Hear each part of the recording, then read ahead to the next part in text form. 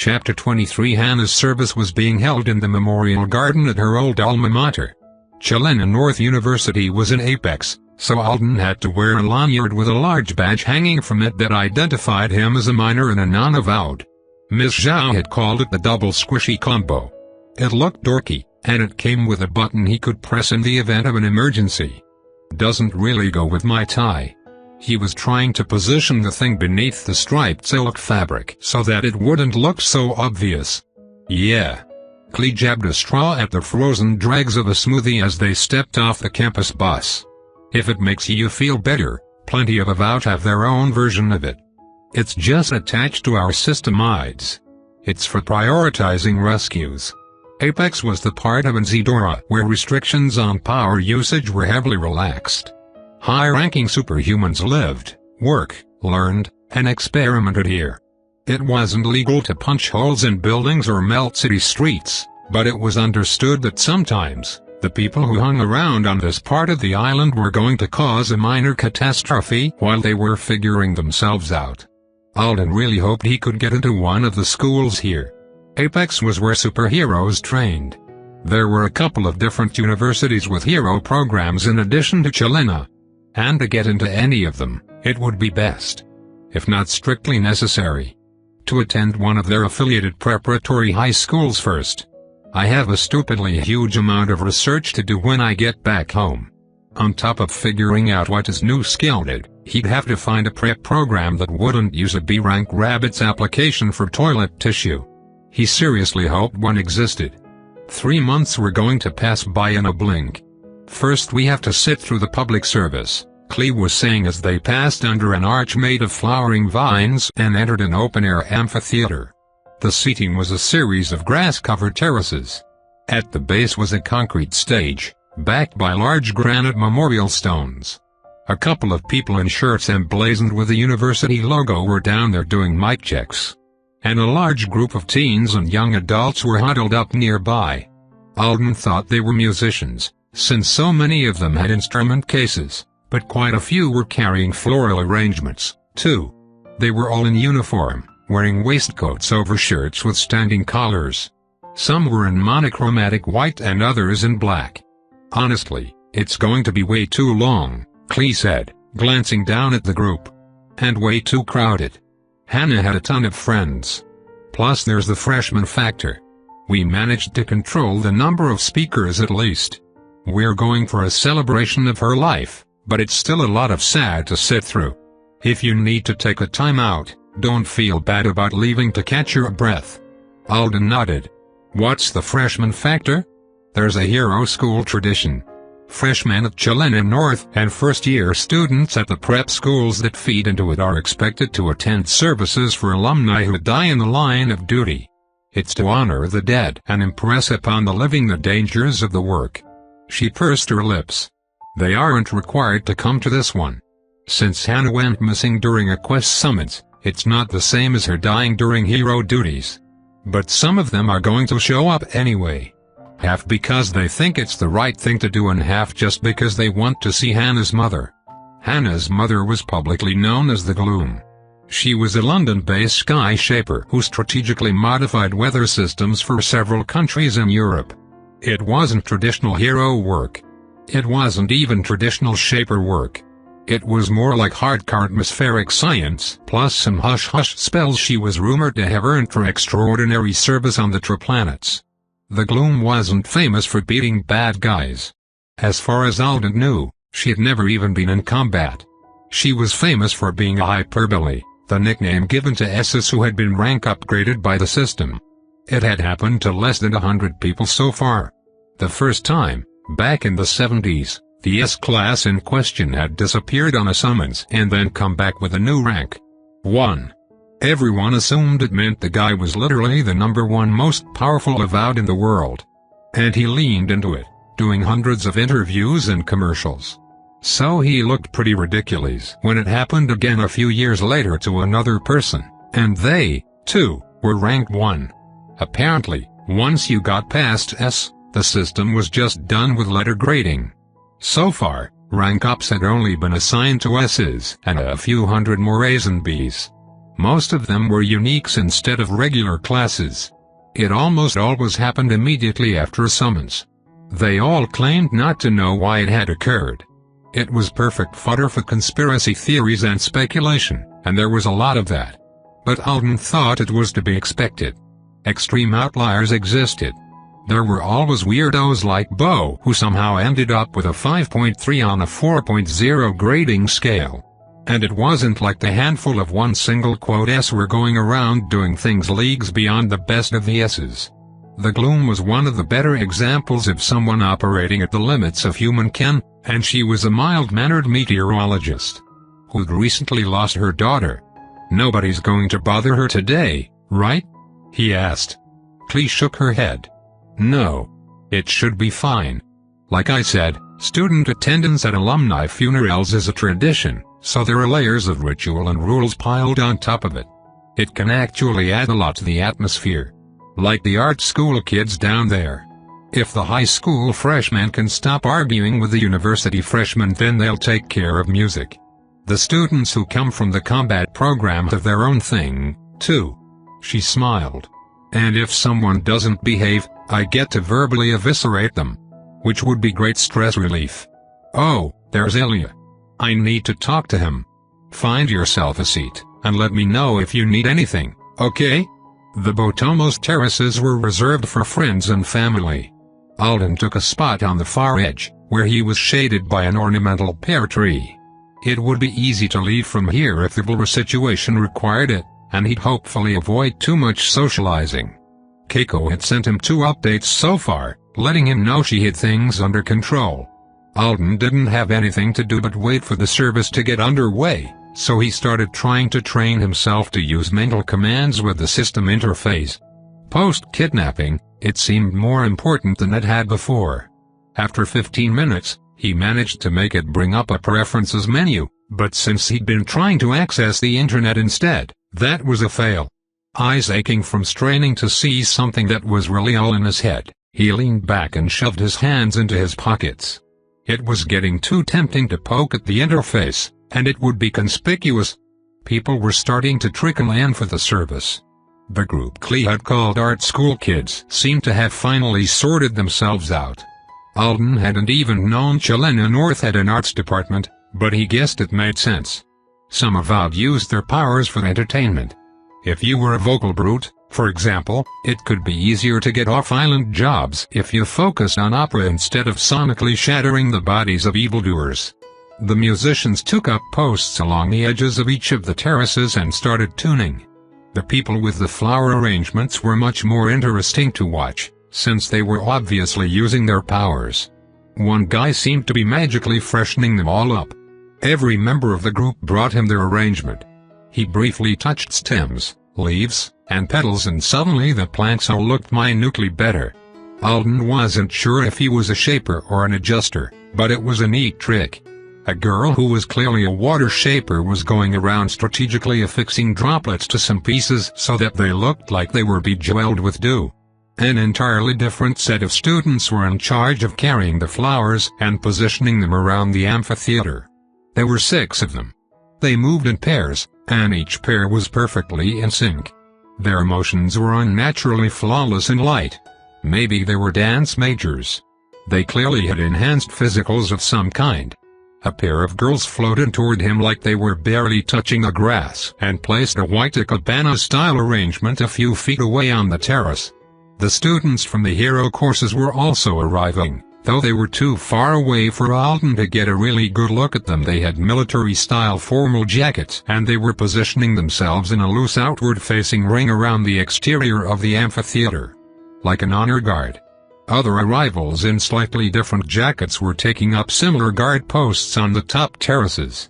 Alden didn't know if the difference in positioning had to do with age or rank, or if maybe they were from another program entirely. If there were artists in attendance, there had to be superhuman teens who wanted to be scientists and engineers here as well. I'm completely surrounded by avowed. He would be one of them, too, once he affixed. But it might be hard to get used to the idea that almost everyone he encountered on a daily basis would have superpowers. Uneven. Alden jumped. Seriously? Again? What is it now? His creepy new sixth sense was tingling.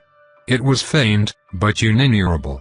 He looked around and saw a pale boy dressed all in black about 6 feet away. He had a severe expression on his face, and he was undoing the clasps on a harp case. He was going to be the musician for this terrace. Alden had noted him briefly among the art school teens earlier. Mostly because he looked like he was around 10 years old. He'd thought at first he might be someone's little brother, but he didn't have the dorky lanyard, so he must have been an avowed one who'd yet to benefit from puberty. He was the uneven person. Alden stared at him for a little too long, and the harpist glanced over. "Hello," he said in a morose voice. "Grandmother doesn't like Keiko's plan. She sent me to make sure you don't run away before Hazel gets here." "What the fuck?" Alden thought angrily. "You can run away if you want, though." The boy almost sounded hopeful. "There's loads of places to hide on campus.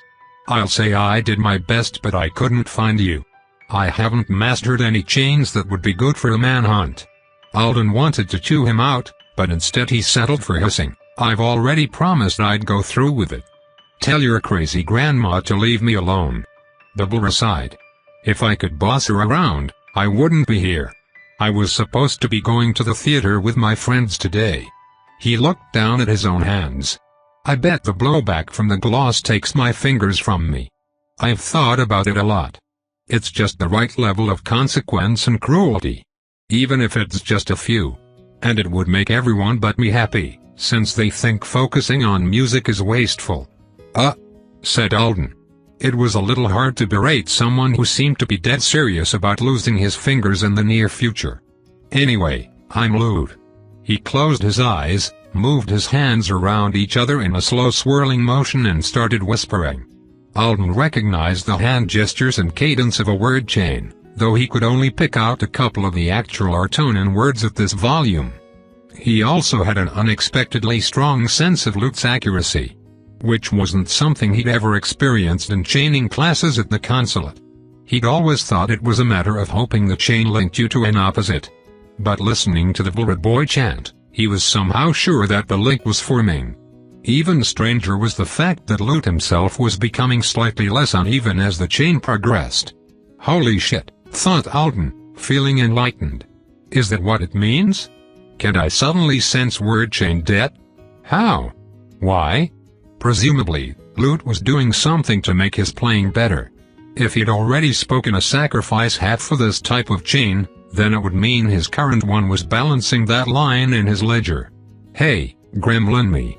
Is that what's going on?" But all he got in reply was a vague lessening of his own discomfort. It made sense though. If the Voras were all walking around wearing Supporttive-like armor, maybe that was why they were the only ones who felt off.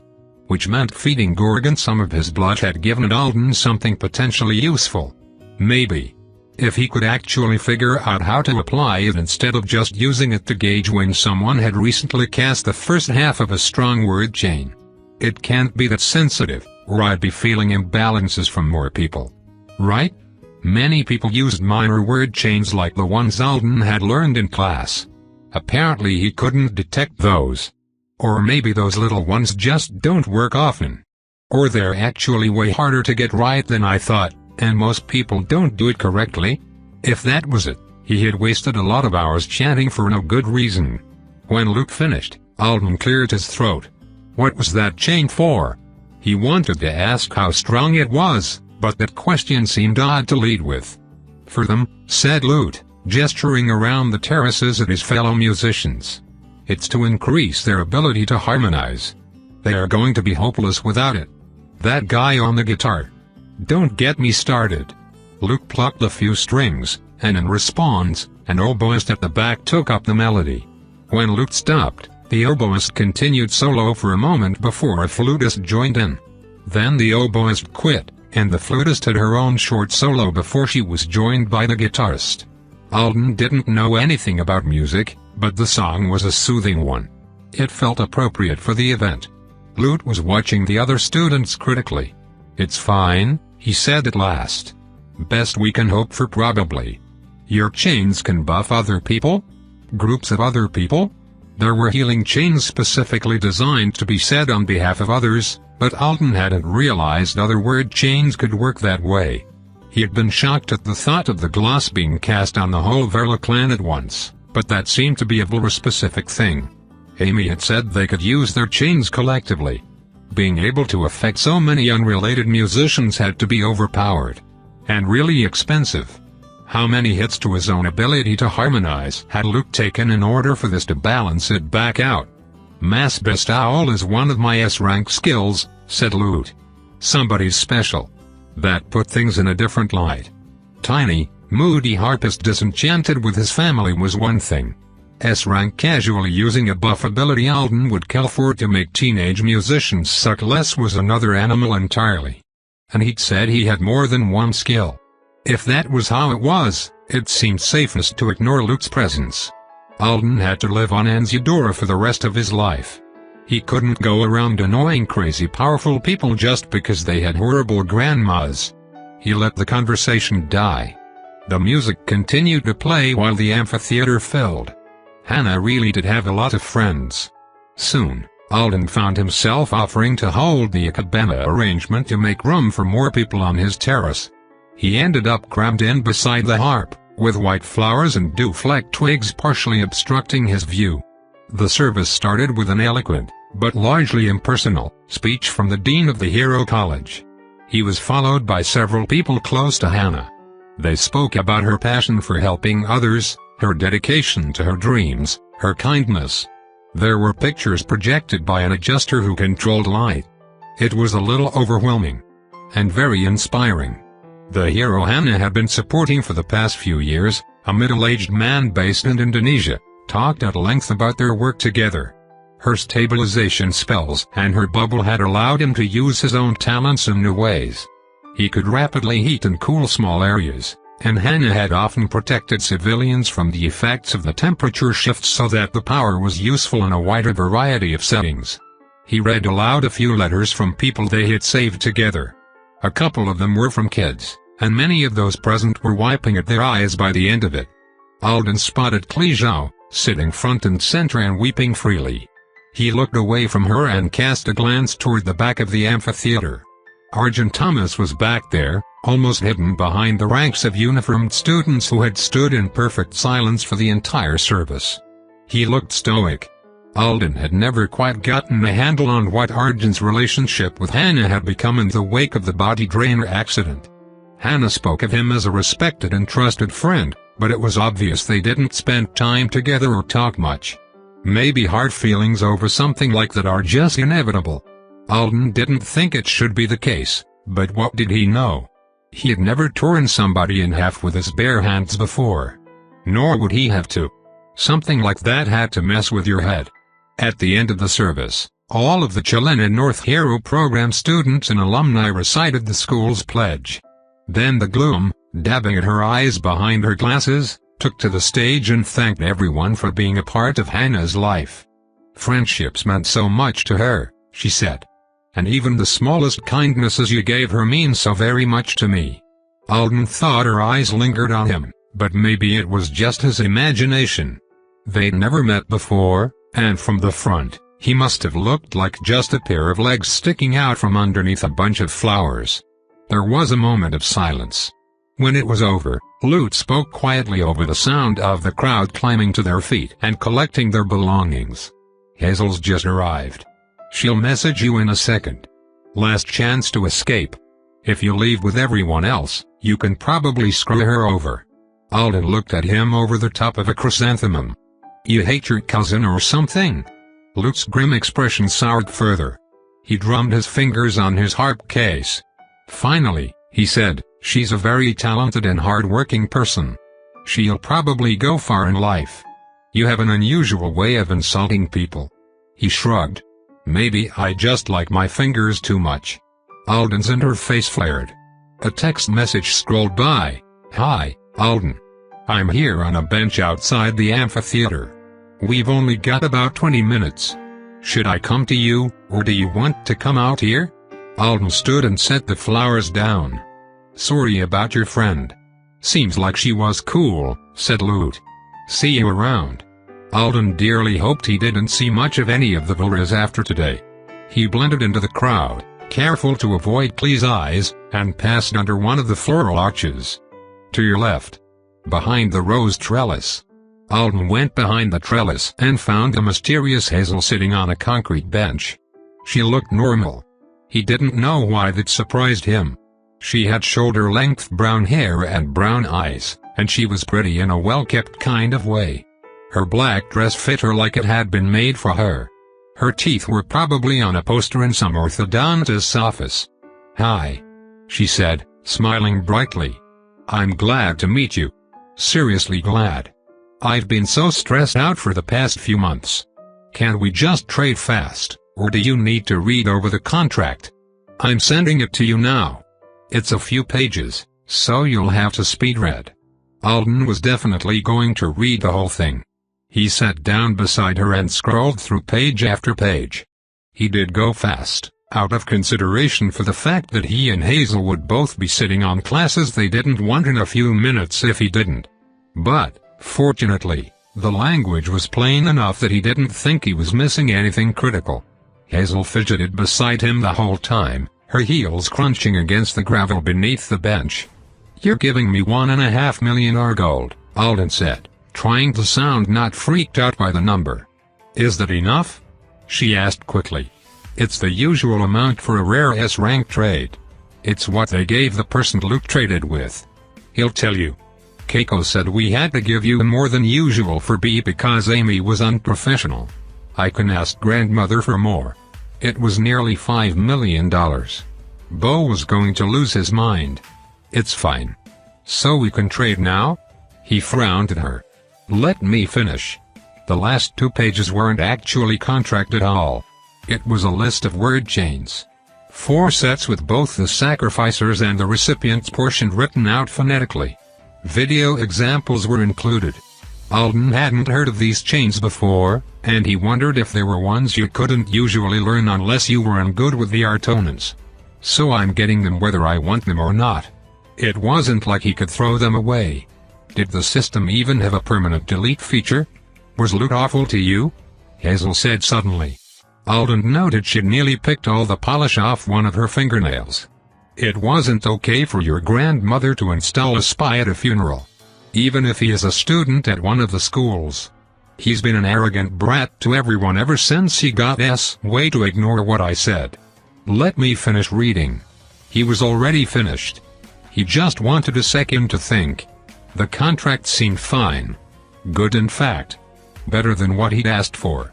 There was even an NDA signed by around 24 Vulras that said they wouldn't discuss any of today's events. Alden didn't have any way of telling if that included all of the people who knew about him, but it was something. "This is pretty great for me. Except for the whole scary lady thinking the universe wants us to be besties thing." Alden scratched at the side of his nose. "And I don't really like Hazel." It was hard to put his finger on why. It wasn't like she had said or done anything horrible in the past few minutes. Actually, compared to every other member of the family he'd met today, she came across as kind of bland. And as far as he could tell, she wasn't uneven. Which might make sense if the Vulra gloss could only be applied to the avowed family members. So Hazel getting Chainer is just straight up lucky for the entire family? "Everyone says you're a prodigy," Alden noted. She lit up. "I have highly attuned senses for certain kinds of magic. It means I can monitor a word chain's strength and repercussions better than other people. So when I get Chainer, the boost from that on top of my natural talent will put me a step ahead of the others." "That's interesting." He felt like it was a neutral thing to say, but Hazel's smile broadened. Apparently she was eager to share more on the subject. "To tell you the truth, right now I can barely stand to be around my own family. The gloss is such a strong chain that it gives me this buzzing in my head every time I'm near one of them. It's strange to me that other people can't hear it. Even other chainers. Some of the older family members can detect chains if they try, but they are not so aware of it that it bothers them." She laughed lightly and tucked her hair behind her ear. "I bet you think I'm crazy, don't you? To want to be even better at something that annoys me. But everyone thinks I'll be able to achieve great things with it." Alden filed that information away, trying not to react. Was the same thing going on with him? It sounded similar but not identical. Either way, it was nice to have confirmation that it might be useful. So, are you done reading? Hazel asked. Oh, yeah. Let's trade. He drew his signature in the air with his fingertip, and the contract was finalized. She sighed with relief. Great. I'll initiate. Half a second later, Alden received the notification. Hazel Dynavora has requested a class trade. Hazel Dynavora is an authorized witness. You have been vouched for by an authorized witness. Negotiations are approved. Trade chain or class for rabbit class? Yes/no. Yeah. Hazel being able to witness her own trades is a loophole the size of the planet. Alden was sure a lot of legit witnesses would find the bullish use of the gloss to be a step too far. It wasn't like they were forcing him, but having your life realigned so that you landed exactly where they needed you to. So sketchy. He did want to buy what they were selling, though. He clicked yes. Both selectees have confirmed the trade. Both selectees have been vouched for by an authorized witness. Please wait. Your class is being reassigned. Alden stood up, feeling lighter than he had in days. He had worries about Rabbit, but it was freeing not to be stuck in limbo, waiting to find out what class he'd finally end up with. You're leaving? Hazel sounded surprised. I have to get back. Why? We don't need to stay together for the class to be reassigned, right? It had taken a couple of minutes last time. He didn't want to hang out with her if he didn't have to. No. But I'm going to affix it as soon as I get it. Because of the timer. Makes sense. Good luck. I hope it works out great for you. He turned and left. He was already back inside the amphitheater, heading down toward the group of Hannah's friends who were mingling by the granite memorial stones, when he realized Hazel had actually expected him to stick around for her affixation. I guess it is an important moment? Andre had said he was going to do it at a party his family was planning. But it's not like we even know each other. And some of her relatives have to be lurking around campus somewhere. Alden wouldn't be surprised if there were 30 Vultas hiding in the bushes, waiting to jump him if he reneged on the deal. He put it out of his mind. Now that all of the students and many of the other attendees had left, it was time for the private part of the event.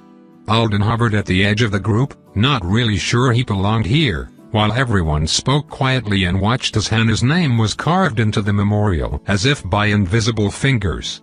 Alden didn't know if the magic was a feature of the stones themselves or if there was a hidden spellcaster. When the class reassignment notice popped up, he swiped it away and kept watching in silence. It took several minutes, and there was something both terrible and cathartic about seeing the letters inscribe themselves one by one. The gloom was shaking with silent tears. When it was over, Alden wondered if he should try to make a quick getaway. Clijou didn't look like she was in any condition to babysit him on the way back to the teleportation complex like she'd planned to do. And the chances of him being clobbered by some out-of-control superhuman on his way out of Apex were probably small. But as he started to quietly sneak away, he felt a hand on his shoulder.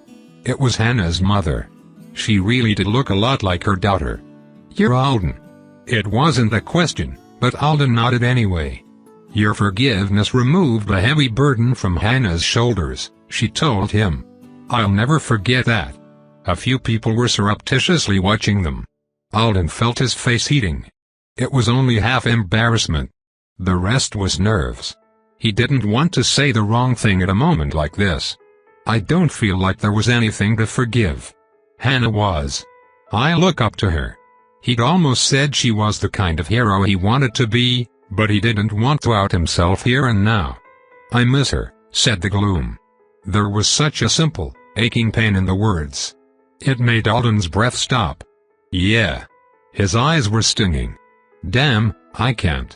It felt too selfish to cry in front of Hannah's family, so he tried to rein it in. I miss her, too. Chapter 24. It was late when Alden teleported back home. To his surprise, Bo was hanging out on the sofa using Alden's laptop like it was community property. Do you just live here now or something? Alden tossed him a bag of banana chips. You'll note from the price sticker that these cost less than $15. He'd wanted to get a fresh banana, but it was against customs regulations. You spend the day in Hero Land, and all I get is, Bo adjusted his glasses and checked the tag, a $7 snack-size bag of freeze-dried fruit. That's robbery. You're making my point for me. You're going to starve to death. Alden was tired and drained, but he had actually been anticipating this moment for the past couple of hours while he sat waiting for his teleport time slot in the departures lounge. I might, he agreed, trying to sound casual as he kicked off his shoes. Only got $5 million for Chainer. Hey, where's Aunt Connie? She went out for drinks with some friends. Bo's fingers froze on the keyboard. Wait. Run that sentence past me again. Alden grinned. I said, hey, where's Aunt Connie? Bo flung the banana chips at him. You're not serious. I seriously wanted to know where she was. She's my aunt. I do love her, you jerk. We have to call Jeremy. How did you already get paid? Did you just go to the Boulder mansion and knock? And how did you get $5 million, you total pushover? You were there for a funeral. Hey, don't throw my laptop around like that. You can buy yourself another one with all of your newfound wealth. Bo was reaching for his phone. Rabbit. Or did you chicken out and ask for adjuster in the end? Rabbit, Alden said, checking his computer for damage. It was a long day.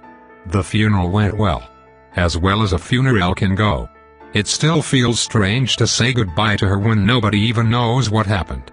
As for how everything else went down, the blurs are batshit. Bo eyeballed him. Did you already fix? You don't look like you did. Alden snorted and flopped onto the sofa. It felt good to be home. You think it would show? With Rabbit? Bo shrugged. A little maybe. Jeremy's not picking up. I didn't fix. I was worried the security scanner at the teleport place might be able to tell. I'll do it in the morning when I'm rested. And I need to freshen up my knowledge of all things Rabbit before I have to make final decisions. That's what I was doing on your computer. Since you know your skill choice, the big thing will be your trait selection. I've never paid much attention to that before since it's Rabbit, but it's a good feature. Kind of like getting to choose your own class subtype. I think. Alden listened while Bo rambled on. Tomorrow, he thought. Tomorrow is the real start of it all. Jeremy woke the entire house up on Sunday morning by banging on the front door at 6 a.m. I was afraid you were going to fix it without me, he whispered, while Bo flipped him off with both middle fingers. Alden apologized to his slightly hungover aunt, told her she could go back to sleep, and sent Jeremy to fetch breakfast as punishment. This is probably the only time in my whole life I'll ever get to see anyone become an avowed, Jeremy said in a pitiful voice as Alden shoved him back out the door. I'm not going to do it without you. I'm not even fully conscious yet. Plus there won't be anything amazing for you to see. At least he didn't think there would be. Some people fainted, but even if Alden was one of them, it wouldn't be much to look at. An hour later, they were all eating convenience store snacks together in the floor of Alden's bedroom, trying to talk quietly about trait selection so that they wouldn't wake up Connie. We should just do this at the consulate, Bo said finally. I can't argue properly with a volume limit. And Skiff shouldn't be spying anymore, right? Definitely not if he worked for the Volras. Probably not if he didn't. My listing for Chainer would have disappeared when I traded the class. I can't believe you two escaped from a superhero without me. We quietly walked past him, Jeremy. It was no big deal, Alden said. Well yeah. If you're comparing it to getting stolen away in broad daylight by a gorgeous chick in a sports car. She was stressful. And 40-something. I looked her up online. I think you've got to be wrong about that. Completely monopolizing a healer to give your family eternal youth is fairy tale villain stuff, Bo said. Gotta respect it. They continued the conversation on their way to the consulate, where Gorgon let them in even though it wasn't yet officially open. Alden ran straight to the desk. I got Rabbit. He said excitedly. I'm going to fix it this morning. I see, Gorgon said, not looking away from his monitors. You may use the basement if you wish. We will be open to the public soon, and making adjustments to your class during affixation can take some time. I know you can't say anything encouraging, but I can sense your enthusiasm buried deep, deep down. I hope. A tiny part of Alden was still paranoid that the luggage thing was a coincidence.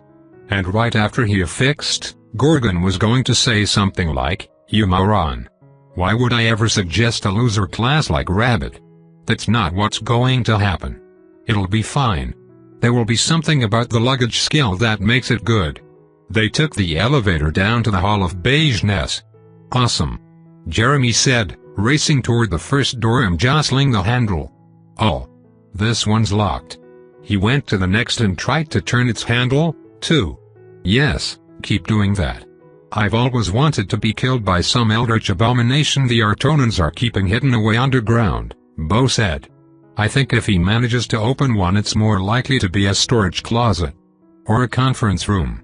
This one's open," Jeremy shouted. "That's because it's the one we're allowed to use," Alden told him. "Wow. Were you planning to move in down here?" Jeremy stepped over the rumpled sleeping bag and water bottles. "Yeah, I was.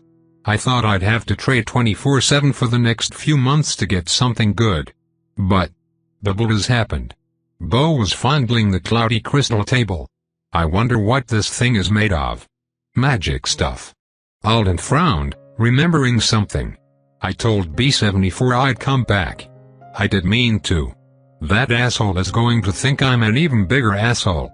If he doesn't like the taste of it, he shouldn't serve it to other people," said Bo. Jeremy took the folding chair, so after a moment's consideration, Alden hopped up to sit on the edge of the trading table. "Are you going to do it now?" Jeremy asked eagerly. Bo shot him a look. "Stop asking that every 12 seconds. He might have a few reservations about signing his life away, you know." "Why would he?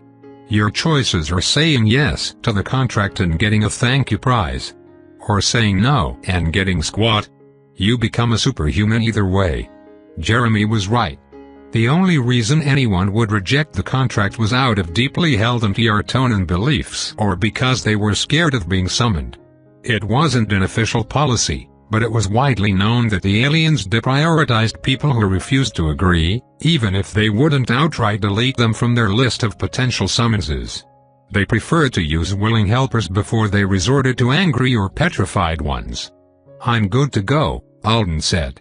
"I think. I just need to say yes. Pick the skill. See what traits are offered with it. Become amazing." Bo snorted. "Become a bunny you mean? I'm going to use my new luggage-carrying powers against you." "I'm sure that sounded more threatening in your head. You can use your powers on me," Jeremy volunteered. "Thank you, Jeremy. You're my favorite friend." He took a deep breath. "Okay. Let's do it." He opened up the system's acceptance page. There was an option to listen to the selection speech again, and his finger hovered over it. But he knew that was only anxiety. He had nearly memorized it when he was a kid. There were no secrets hidden in the words. Prefix selectee, Samuel Alden Thorne, divergence rank, B, assigned class, Rabbit. Samuel Alden Thorne, do you willingly accept your duties as one of Earth's avowed, thereby satisfying a portion of your planet's debt to Ortona? Yes/no. 2091 H, 23 meters, 11 seconds. I would like to accept the interdimensional warrior's contract. He spoke in a deliberately steady voice. It felt like an occasion where you should say it out loud instead of just clicking. "Oh, shit. He's really doing it," Jeremy whispered, staring at Alden with huge eyes. Let him focus. The acceptance page disappeared. "Welcome, Alden," the system murmured in his ear. "And thank you for your future service. Please take your time refining your choices for class-specific options.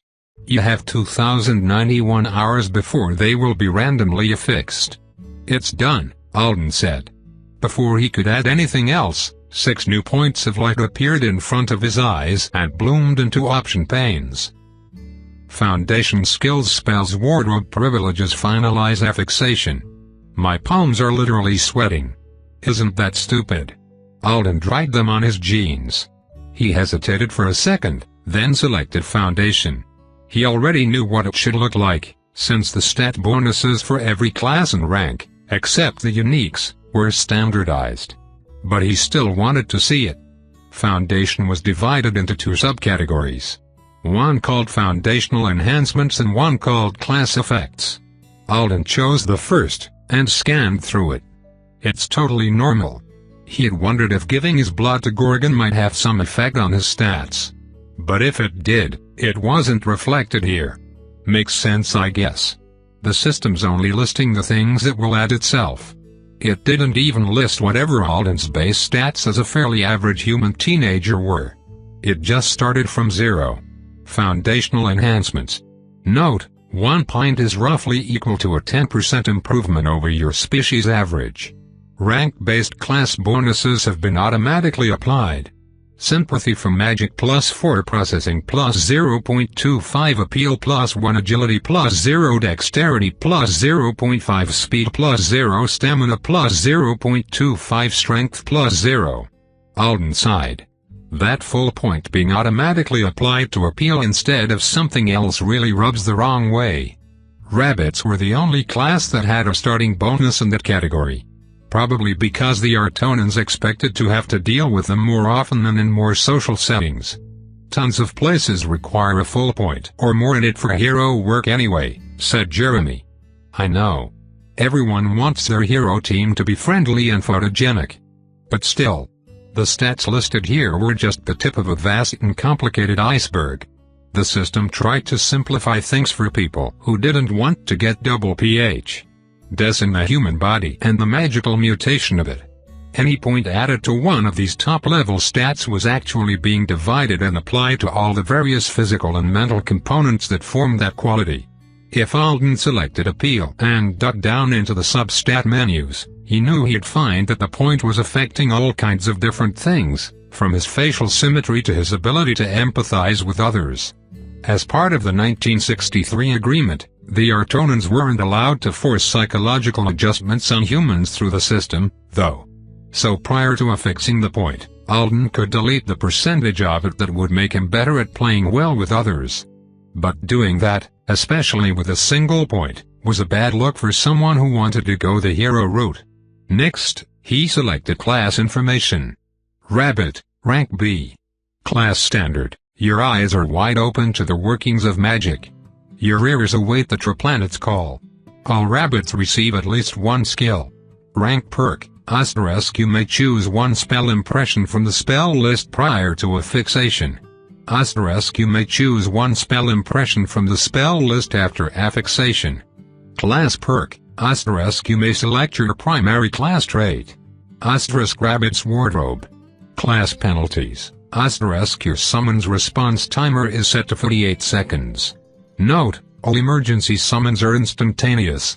Response to emergency summons will be commensurately rewarded. * summoners will not offer access to skills or spell impressions in exchange for your regular services. Summoners may still offer foundation points, tools, or spell instruction for extraordinary service. * new skills and spell impressions are only available upon leveling of starter skills or upon long-term personal assignment to approved parties. * your quest rejection acceptance ratio may not exceed 1/20th. Class trait, please finalize skill selection to unlock this option. No surprises, Alden noted as he finished reading through it. The summons response time is like something from a comedy. Other classes usually had multiple hours or even days' notice before they were summoned for non-emergencies. 48 seconds was barely long enough to put clothes on if you got summoned in the middle of a shower. Under privileges, he found the signing gift. He was allowed to choose among 3 options, 3 stat points to spend in Foundation, a tool called the Fragile Atmosphere, and the Rabbit class spell wardrobe change. The Fragile Atmosphere was offered as a signing bonus to almost every class. It was a single-use life support device that would give you around 6 minutes of earth air, gravity, and atmospheric pressure. It was a great oh shit button in all kinds of situations, but single use was hard to swallow. Wardrobe change was slightly better than it sounded. It was a short spell that would let you quickly swap between various pieces of gear you had purchased from the wardrobe our rabbits had access to. But the stat bonuses on rabbit gear were so small they were almost decorative. The Foundation stat bonuses will be the best, Alden said. Don't just assume that. You haven't even read the detailed description for your skill yet. I know, Bo. I'm doing it. Moment of truth. Alden selected skills, bit his lower lip, and scrolled through the seemingly endless options toward the less.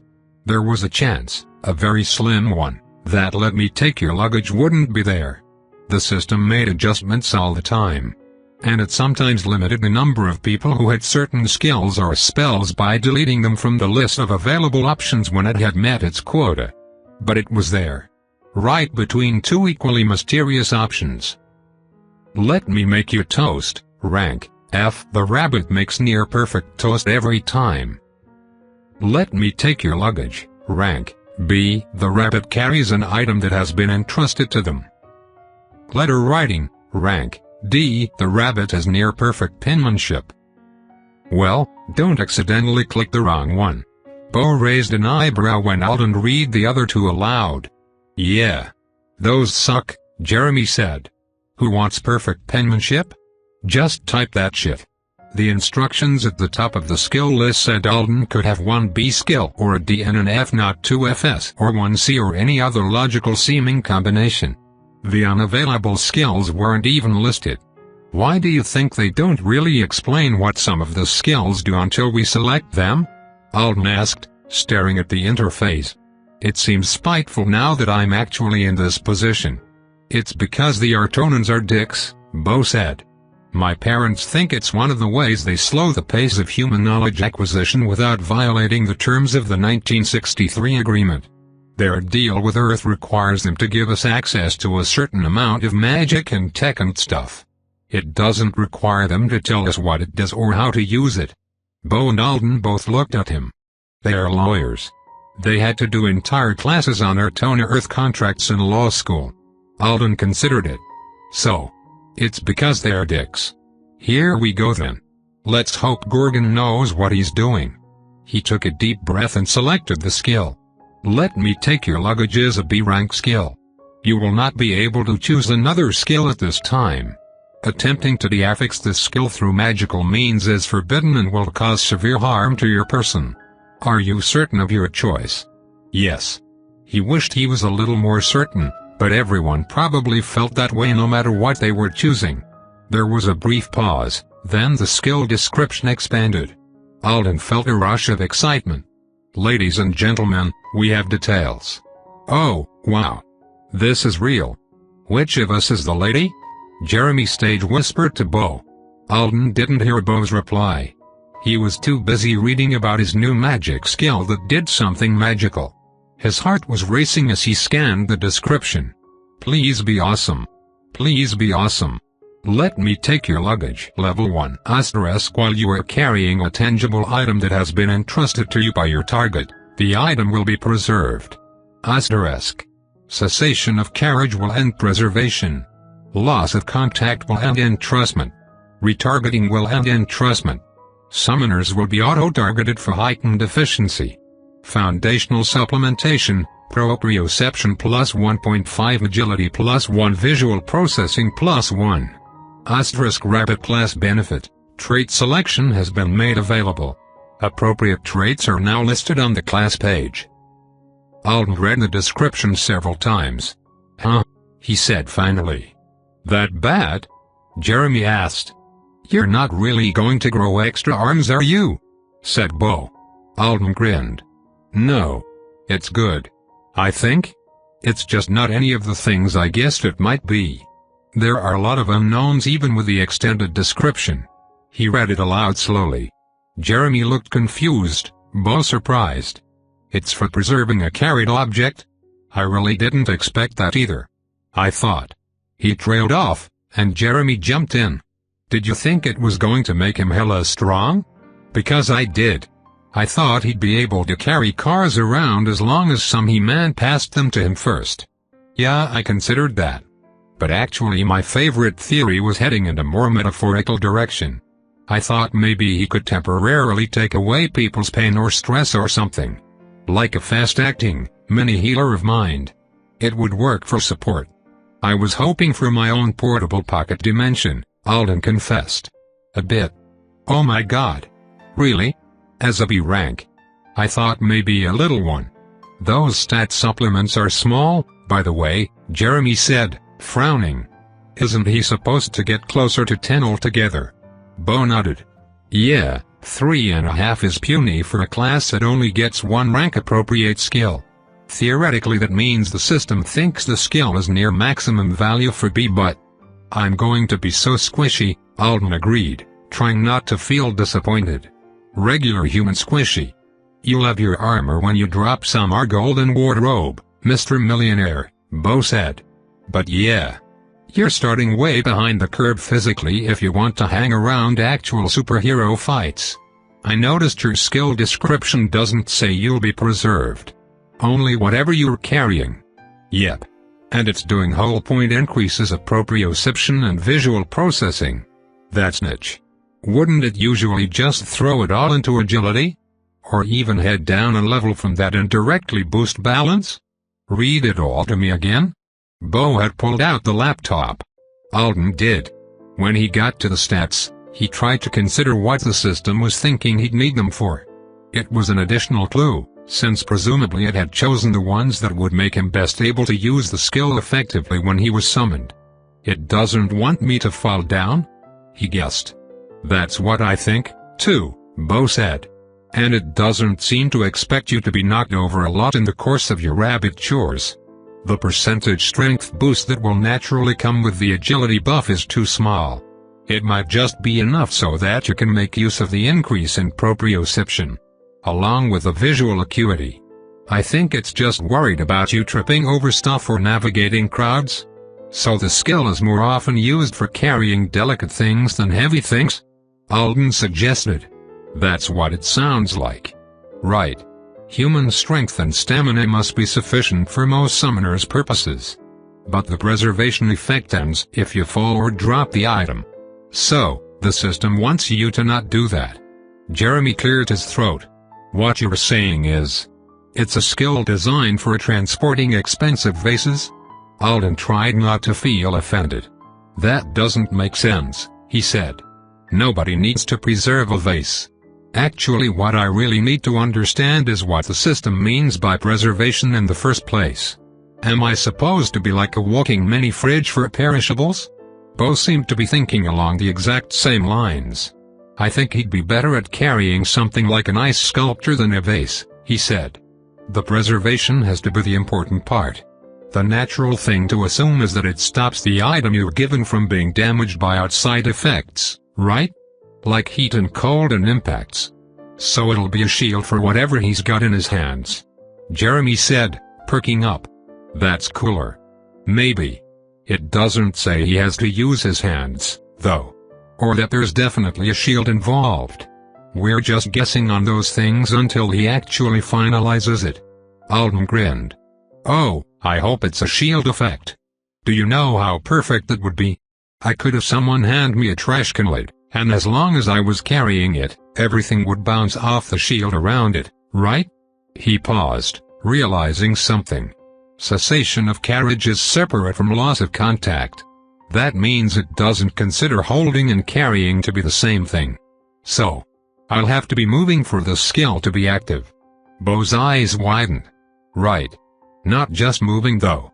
Carrying. We don't know how it defines that exactly. Can you hold something in your lap while you ride around in a car? Or do you have to be moving under your own power? The first would be so much better. Alden's imagination was running wild with possibilities. If the shield thing was right, and he could use a car. No. Stop. I'm getting ahead of myself. He couldn't choose his trait and signing bonus based on what he hoped the skill did. He had to be realistic. I bet I have to move the object on my own. Or we should assume that. To be safe. we should probably assume that I have to physically bear the entire weight of whatever the thing is, too. The system wouldn't be giving me specific anti-tripping stats if I could easily avoid dropping my object by keeping one hand on it while I rode around in a vehicle. I need to think this through. Bo and Jeremy went quiet, and Alden spent the next few minutes with his eyes closed, trying to imagine different scenarios in which he might use the skill. As far as what he would be doing with it when and if he was summoned, he had a feeling Bo wasn't too far off the mark with the carrying ice sculptures thing. Only instead of ice sculptures it would be something much more finicky and valuable to the Artonans. Maybe delicate magical devices or crumbling historical documents that needed to be moved carefully. Maybe he'd be doing mostly specialized courier work. But that was on Artona.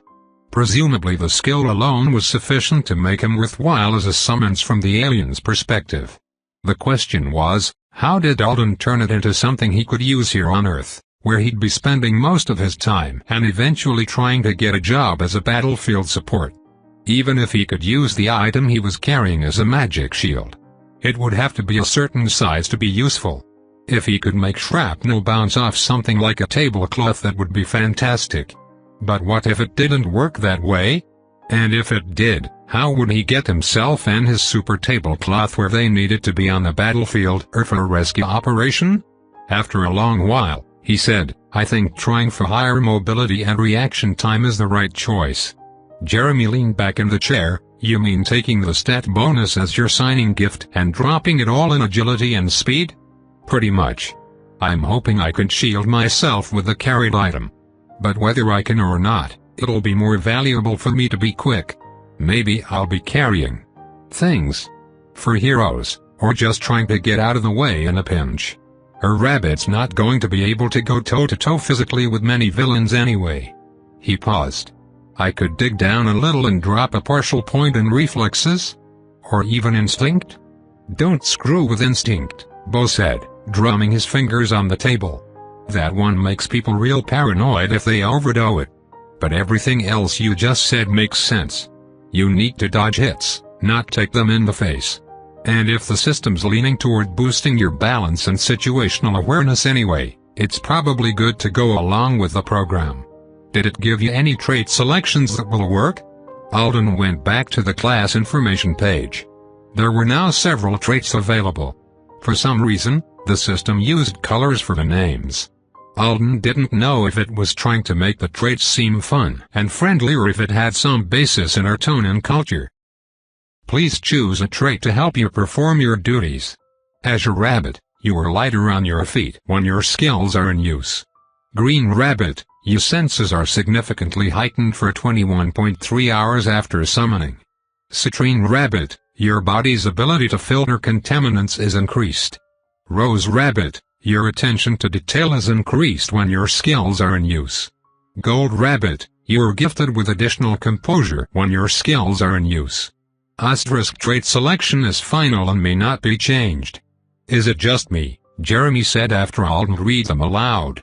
Or are those all surprisingly good for combat? They definitely are. Well, not green unless I plan to be summoned on a daily basis. And citrine's more case-specific, but it's also got being a permanent effect in its favor. Alden was actually thrilled. He'd skimmed over the known rabbit traits with Bo last night, and many of them were only useful after you'd been summoned or in particular environments. He wanted 3 of these. But he could only pick one. I'm mildly concerned about the citrine trait, Bo said, typing away. It looks like not a lot of people have the chance to choose it. You don't really think of rabbits being unprotected around environmental contaminants often enough to justify spetching for it, do you? Alden shrugged. It's probably got some specific case use in combination with the skill. Tell me again about Azure.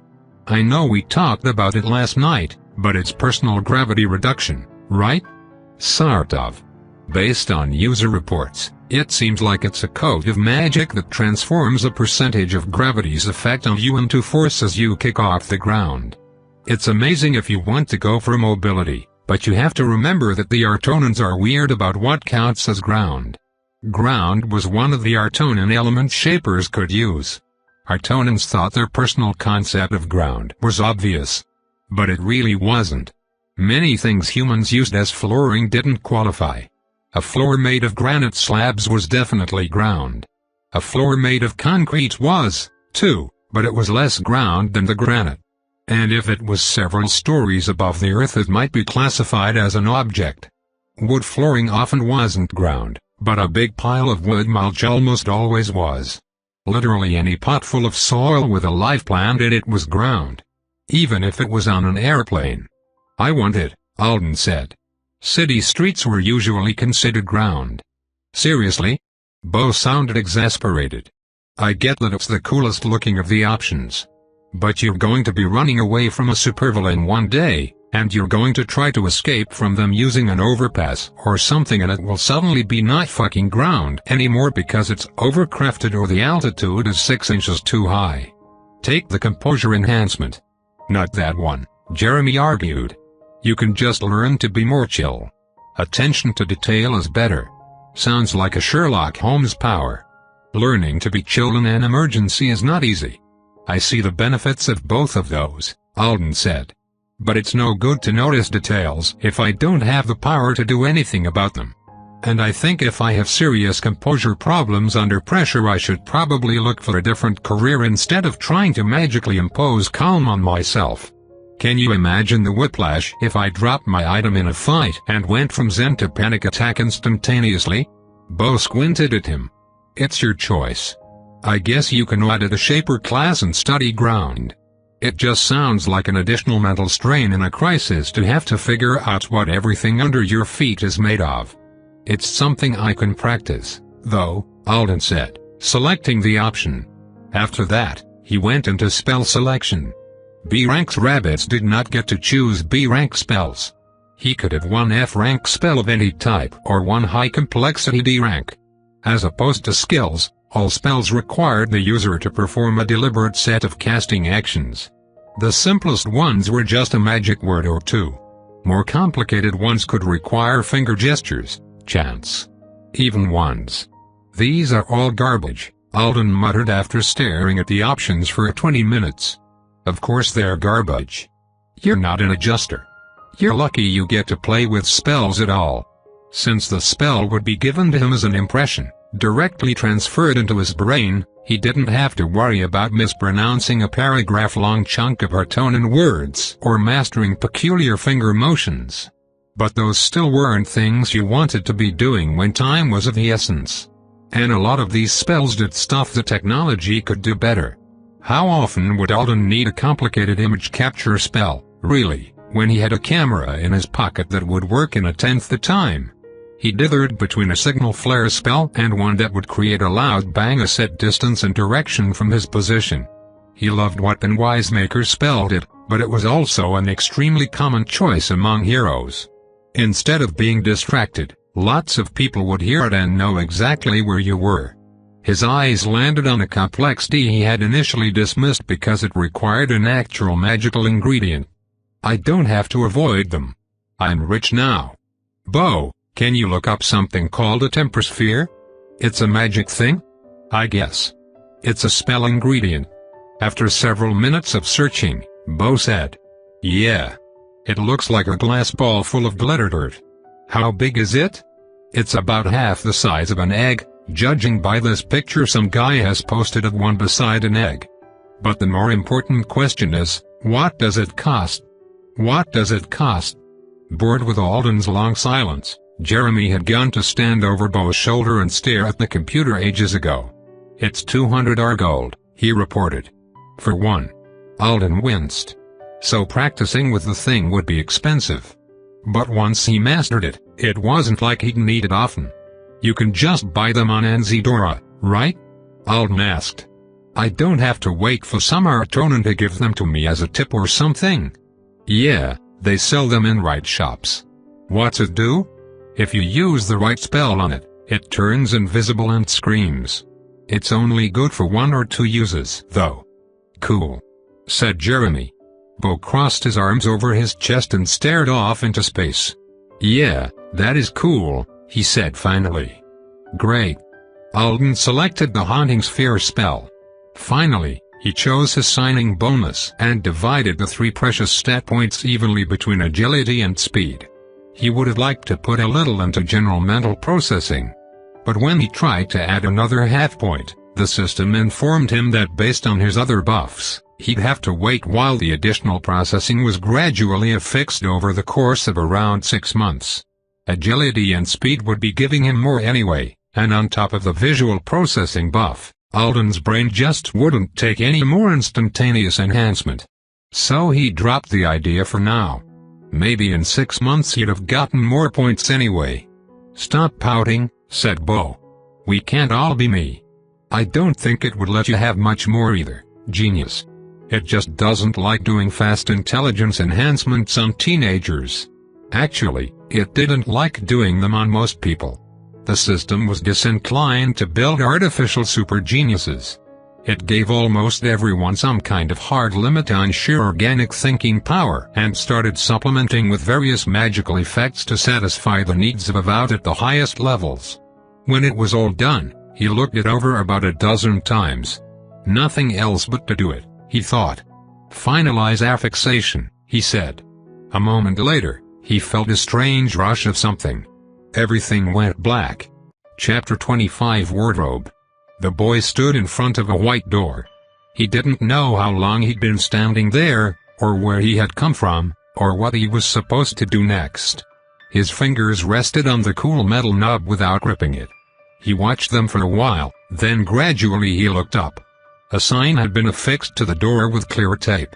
It said "Quarantine" in black marker. The handwriting looked familiar. He blinked slowly, and it changed. "Don't be afraid," it said. "We are here to help you." As though the phrase had triggered something, he had his first clear thought. "My name's Alden. What's going on?" He looked from left to right. There was nothing but endless, empty hallway on either side of him.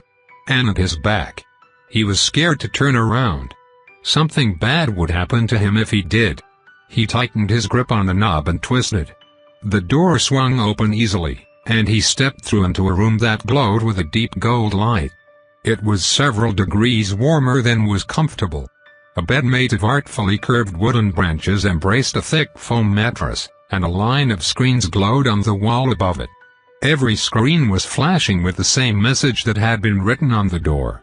That's not right, Alden thought. He recognized this room. It was in the House of Healing in Chicago. The screens were supposed to be showing numbers and graphs and detailed anatomical models. Very good, said the screens. Please have a seat and wait. There was nowhere to sit but on the bed. Alden walked over to it. There was a stool in place below it as if a much shorter person was expected to need it. He hopped up and sat, twiddling his thumbs while he watched the white door. Just as he started to feel the first stirrings of impatience, the door opened, and something that Alden decided was most likely a robot stepped through. It was a solid white humanoid figure, about the same size as him. It looked like it was made of plastic, and it had no recognizable physical features. Even its hands were fingerless oval shapes. "Hello, Alden," it said, holding one of the ovals out toward him. Alden shook it automatically. "Good," it said. That was the desired response. "Allow me to apologize to you for the inconvenience of this meeting. On rare occasions, my final integration with a being proves abnormally difficult. At such times, special protocols must be followed to prevent the creation of an abomination." "You're the system?" He remembered now. He'd just affixed his class. "Good," it said again. "The timing of your realization is within parameters. And your mind is intact.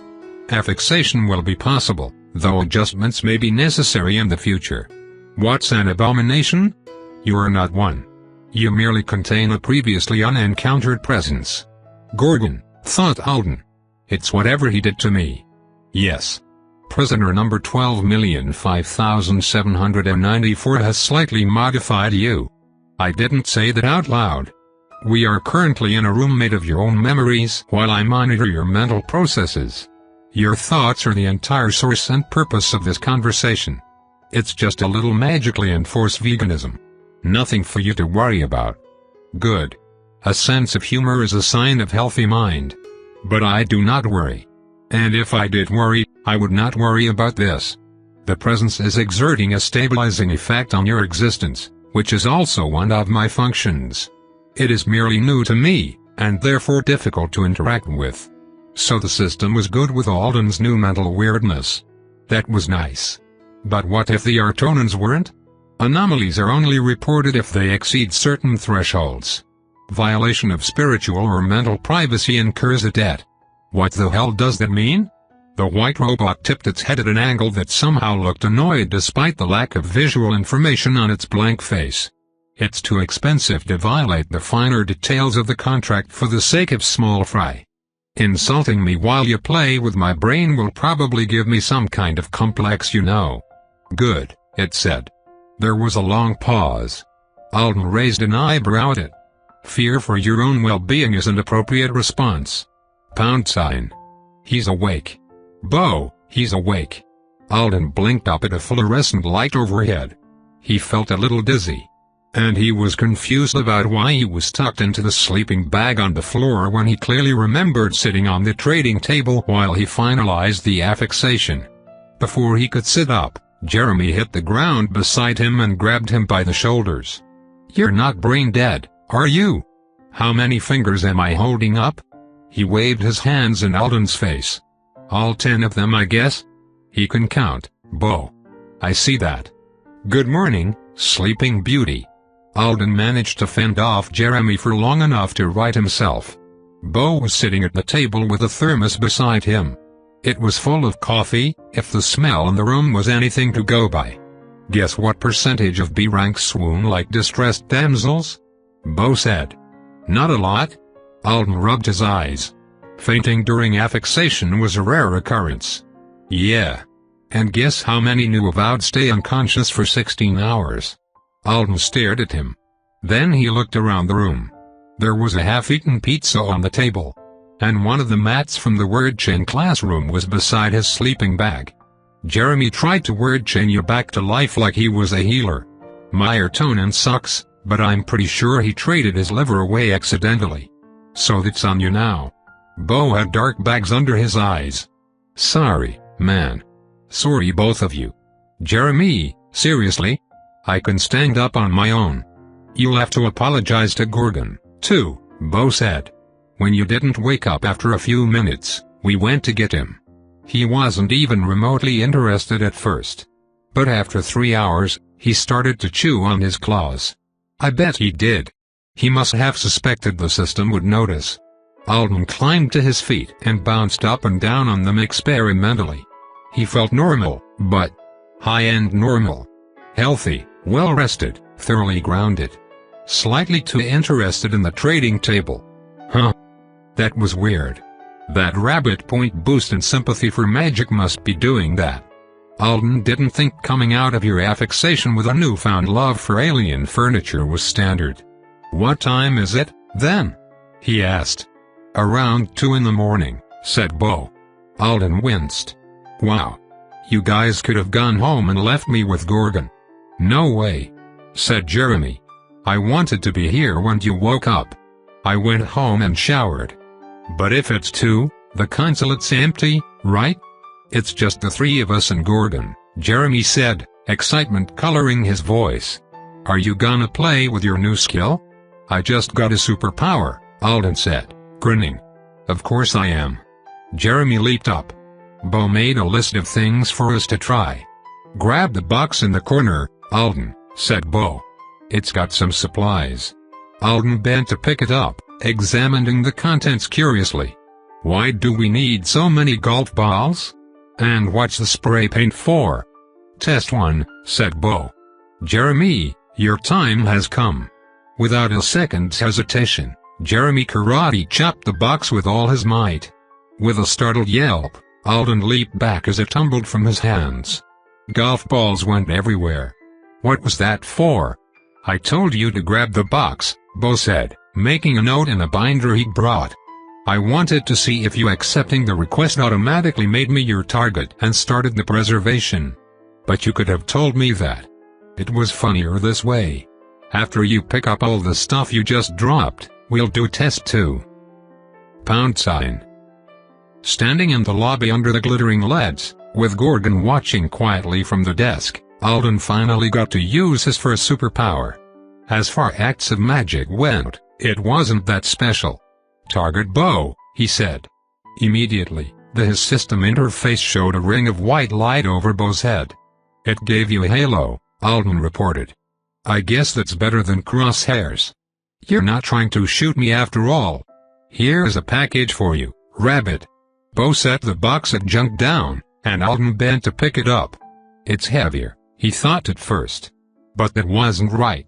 It was just his mind trying to wrap itself around what appeared to be a brand new sense. It was like the cardboard box and his arm suddenly had its own gravitational pull, but that pull only affected my what? Focus. Willpower? The strange pull lessened and then stopped. For a second, Alden thought he'd adapted to it, but then he remembered. Right. Cessation of carriage ends preservation. So if I take a step? He took his first, and then immediately stopped again, startled by how different it was. Oh, the Azure trait's going to take some getting used to. I can't imagine it wouldn't. Its effect is supposed to increase as your speed does, so I recommend you wear a helmet before you try running around in an enclosed space. What's it feel like? My foot pushing off the ground felt normal, but... He walked a few more steps, testing it out. I'm getting more oomph out of each step than I should. I almost have to tiptoe to maintain my usual walking speed. Sounds uncomfortable. It was a little, but Alden was not in the mood for negativity. Yeah, but if I walk like I normally would. He gave it a try and managed a series of strides more like short leaps than steps with only the same amount of push-off. This is cool. It was easy to control. It was just confusing because he wasn't used to it. To my absolute shock, you don't look totally ridiculous doing that, Bo admitted grudgingly. Only like 15% cartoon character. His posture's good, Jeremy said. Can't I hit him yet? He'd been shadow boxing for a while. For some reason, he really wanted to punch a magic shield. Hang on. Alden, how's your skill working? The luggage skill I mean, not whatever it is you're doing with your feet. Alden refocused on the box. That odd new sense was still there. A willpower drain still seemed to be the closest thing he could come up with for a good description. But it was small. He probably wouldn't even have noticed it if it wasn't so new. He was pretty sure his arms would give out before the drain forced him to stop carrying the box, but it was still useful to know there was some limit beyond the physical. I think it's good. There's a kind of metaphysical weight to the skill I wasn't expecting. I've heard people talk about skill fatigue, but they always make it sound more sudden. Like you hit a hard wall and just stop. I guess it's something you can feel coming on with this one? Interesting. Bo grabbed the binder from the arm of the sofa beside him and made a note. Try dumping everything out. While you keep working, obviously. Still strolling through the lobby at a leisurely pace, Alden adjusted his grip on the cardboard, and flipped the box over. Before he had even finished, he knew nothing would fall out. The weight didn't shift in his hands the way he would normally have expected. Now he was walking around with a box full of gravity-defying junk. Just for emphasis, he gave it a shake. That's great, he said, relieved. I was afraid it might take item so literally that it would only count the box itself, and not the contents. Yeah, it's way more useful if it doesn't get snobby about containers. What happens if I say, I no longer entrust you with the box? Nothing happened. You're untrustworthy, said Bo. Let go of my parcel. Request cancelled. I want my stuff back. Cease carriage. Drop it right now. Jeremy was getting in on the action. Still nothing, Alden said, leapwalking around with a grin on his face and shaking the upside-down box. That's surprising. You'd think the entrustment could be revoked by the person who gave it to you, right? Maybe once it's in my hands I'm the only person who can affect it? Part of the preservation might be preventing any outside influence. Can you make the stuff fall out then? Just by wanting it to or something? Or do you have to stop and put it down to cancel the effect? Alden gave the box a more serious shake, imagining that he was actively trying to dislodge the contents, and was instantly punished for it. His push-off from his last step didn't send him as far as he'd expected, so he stumbled. At the same time, golf balls, duct tape, spray paint, a lighter, an apple, and an air horn clattered around his feet. Shit. He fell, but caught himself easily with his hands. He somehow avoided placing them on any of the dropped objects or rolling balls, and he sprang back up in an instant. It was embarrassing that he'd fallen when good balance was supposed to be his new thing, but he couldn't help thinking it was a very tidy fall. Alden. Jeremy sounded devastated. You can't just fall over, dude. Who does that? The other superheroes will laugh at you. You'll be photographed and turned into a meme. Bo snickered. Even Gorgon was hissing quietly at his computer monitors. I wouldn't have fallen if I wasn't leaping.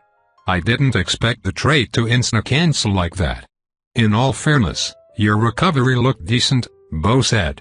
Those points in agility and speed are doing you some favors.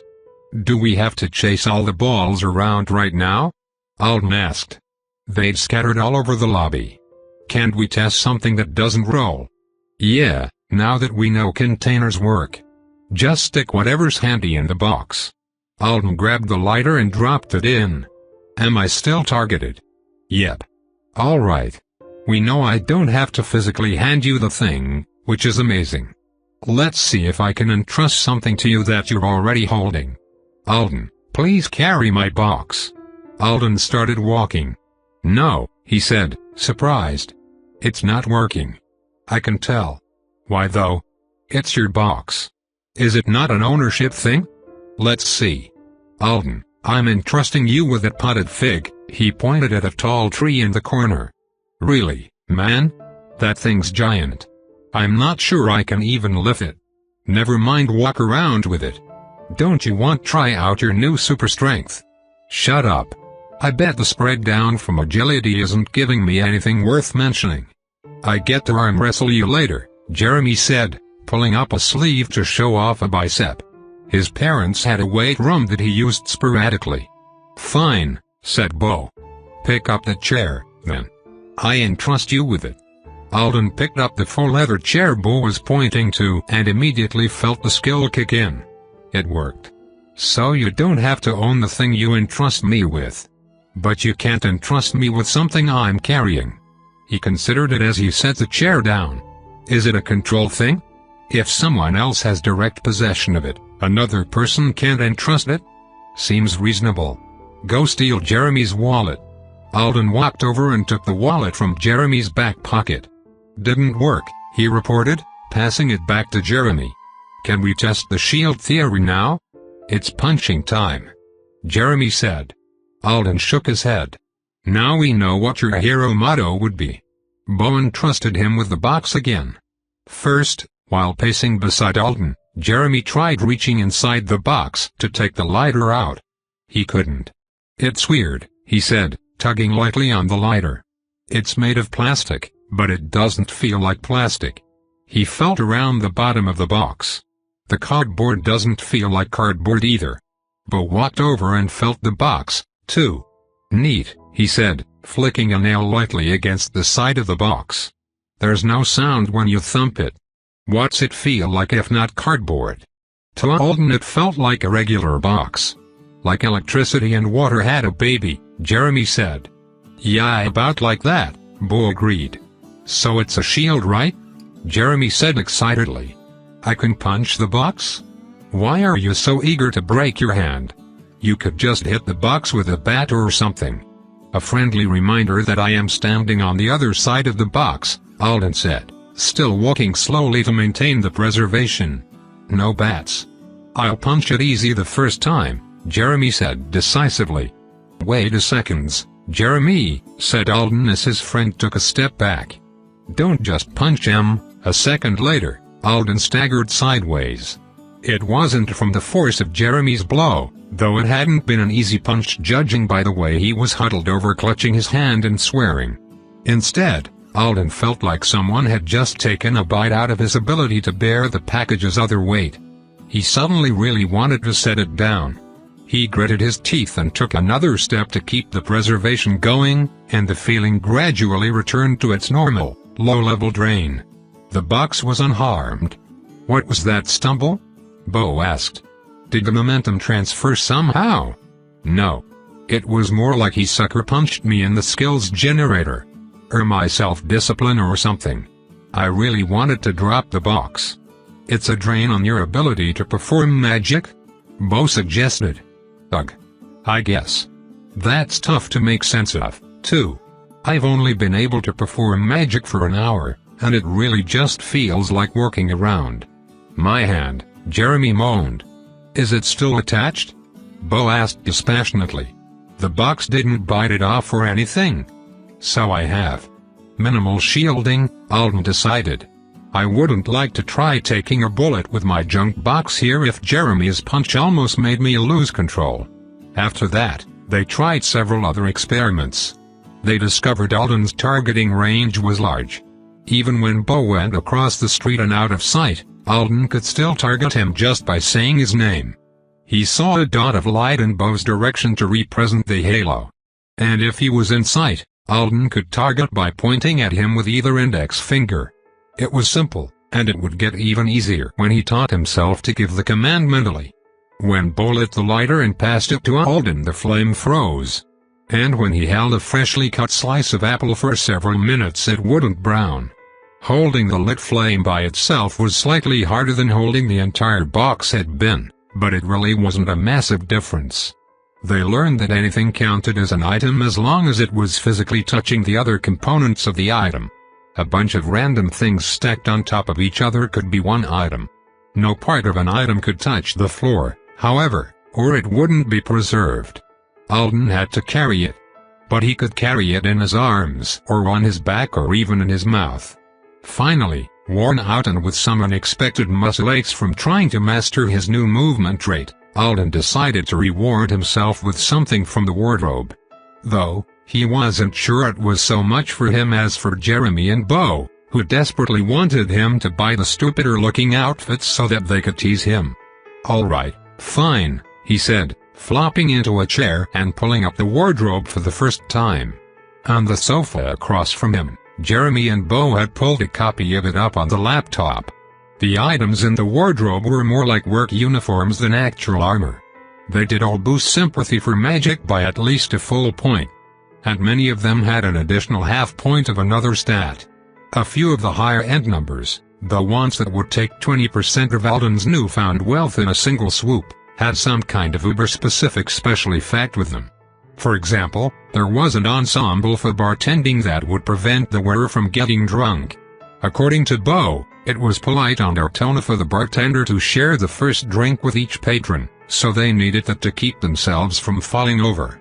Most of the outfits looked a little peculiar. Bartenders wore lots of glitter. Butlers dressed in long jackets with an unfortunate bustle-like poof of fabric over the butt. Alden thought an outfit called Garments for Housekeeper was the best looking, since it was just a lightweight black tunic over black pants. The half point of stamina it gave was welcome. What about this? No. Bo and Jeremy said at the same time.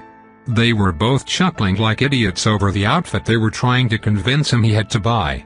Because of reasons. It looked like someone had gotten confused and tried to make a hazmat suit sexy. It was a lavender jumpsuit covered in awkwardly placed leather straps. It had a clear window for the wearer's navel. And a bejeweled gas mask. I'm not wearing that. What is it even for?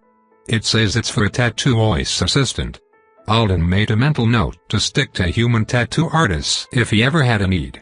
The real benefit of the wardrobe, for most rabbits, was the passive effect every single item had. Wearing any of the clothes from it would reduce the magical expenditure required to summon you, thereby making you more likely to be summoned ahead of others. As for the specific outfits, some jobs had special requirements. Someone who was summoning in a servant for a last-minute event wanted them to arrive dressed for the occasion.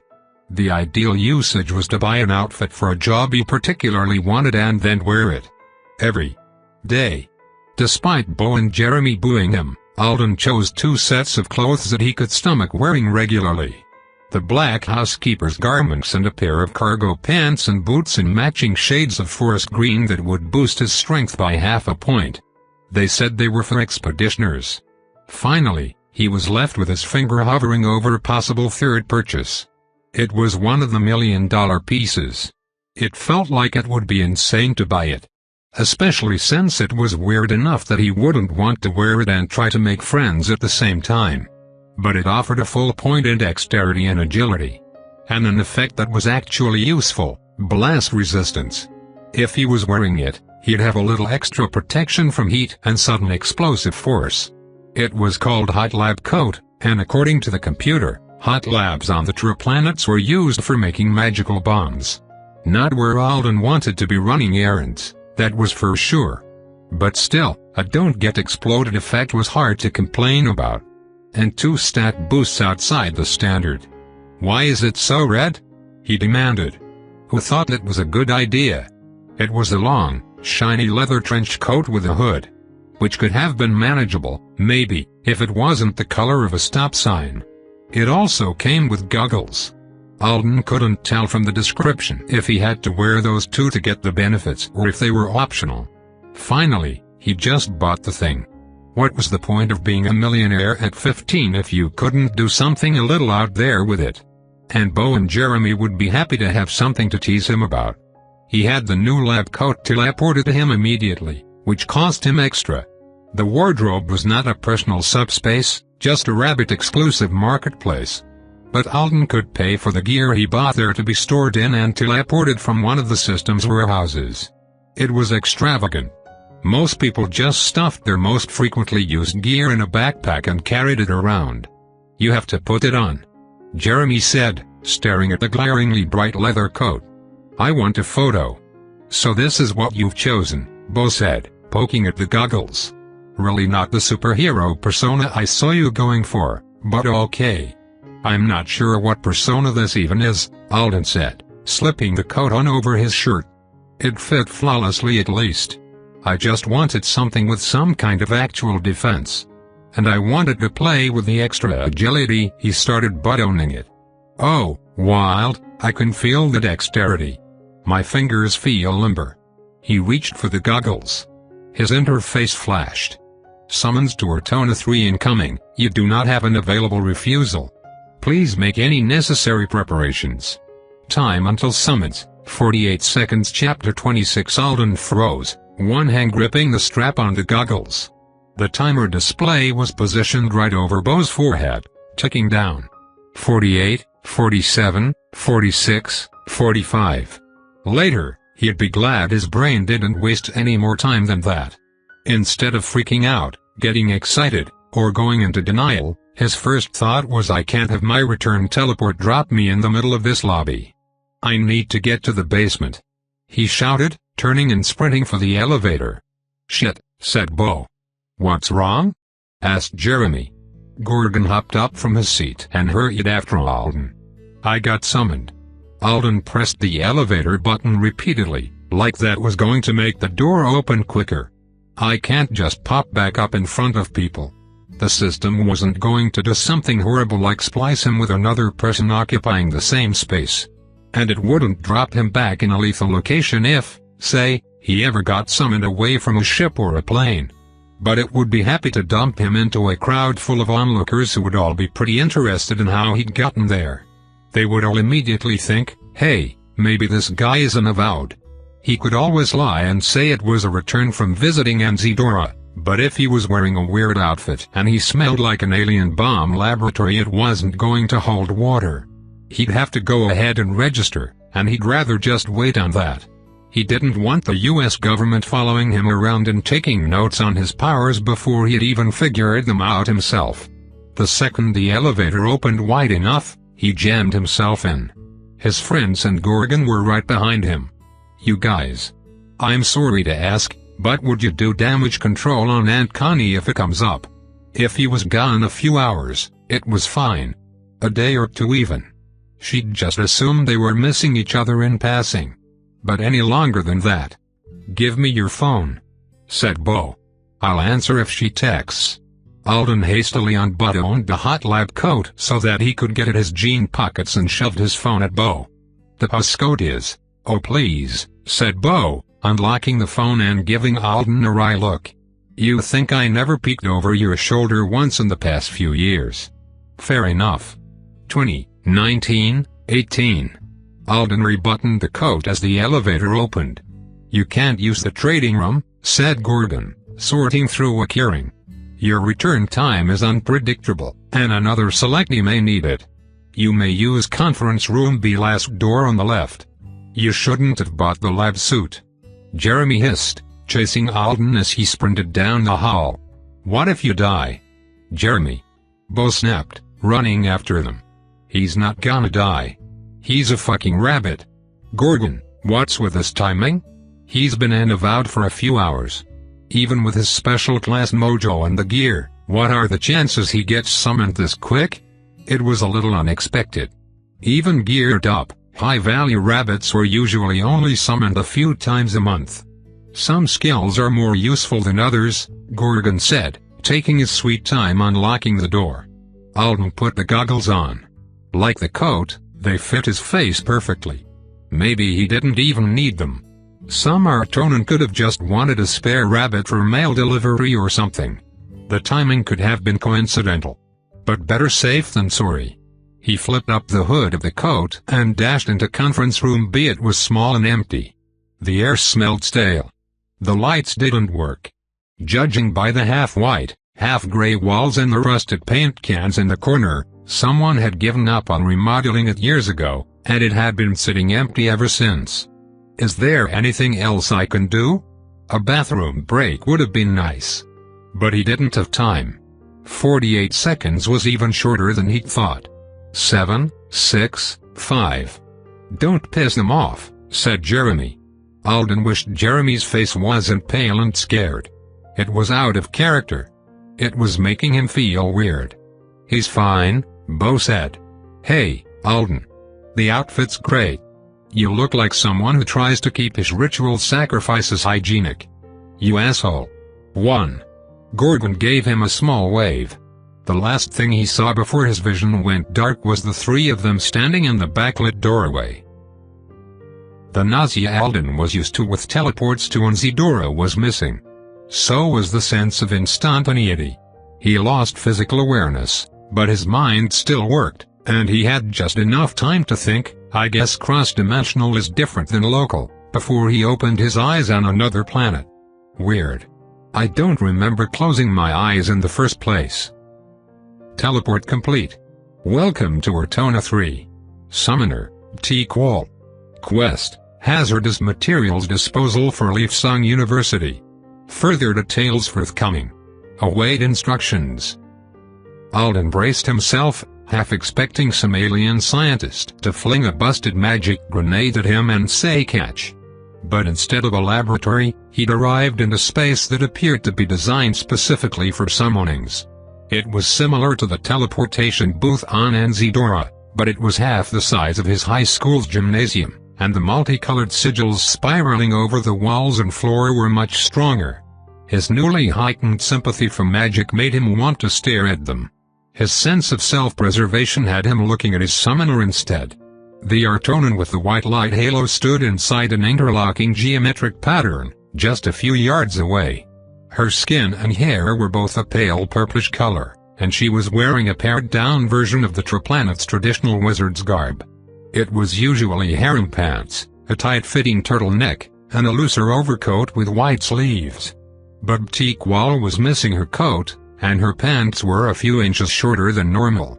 She also lacked the large network of dark blue tattoos Alden was used to seeing on Artonans who taught his classes or traveled to Earth on official business. She only had one, a straight line from the base of her left eye down to her jaw. Alden stood, nervously awaiting instructions like he'd been told to do while she stared at a tablet in her hand. Finally, she looked up and gave him a small toothless smile. Hello, Alden Riabi single quote T. You're here to help out with our annual entrance exams. One of our scheduled assistants used a refusal. So last minute. The replacement had to be a Riabi single quote T. Come with me. Greater than. She turned and headed for the exit. When Alden hesitated for a second, his interface prompted him to follow her with a large flashing wall of text. I get it.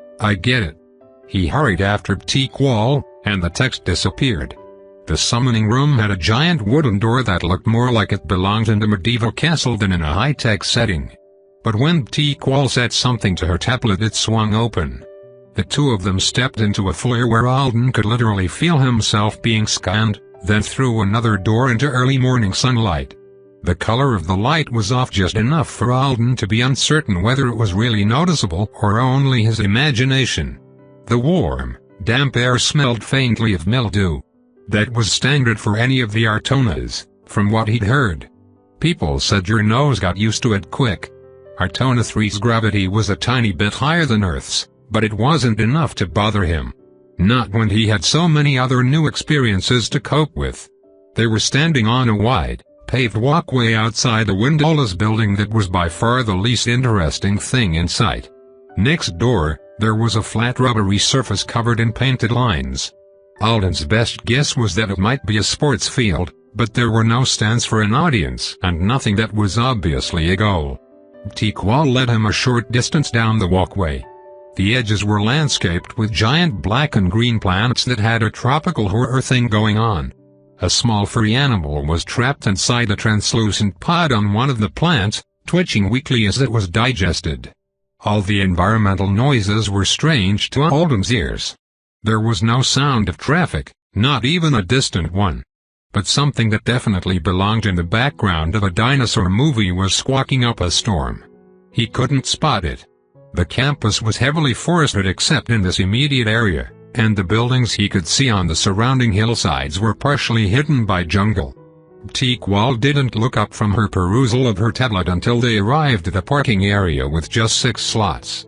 3 of them were taken by vehicles of a type Alden had never seen before.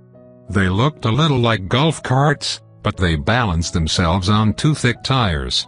One chimed suddenly and backed out of its slot before rolling toward them. It had no steering wheel, and the 2 bench seats faced each other. T-Qual climbed in, not bothering to gesture for Alden to do the same. He followed and took the seat across from her. There was nothing like a safety belt.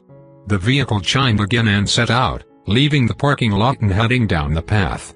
Alden didn't know what their destination might be, but the most obvious-looking place was a complex of angular wood and glass buildings that crawled up a forested hillside in the distance. The alien golf cart had no engine noise that he could detect, and it moved at a swift enough pace to give him a breeze. He appreciated that. The hot lab coat was definitely hot in the wrong way right now. He wondered if he could take it off, since there didn't seem to be anywhere near a lab, but I got summoned with it on, so I'm supposed to keep it, right?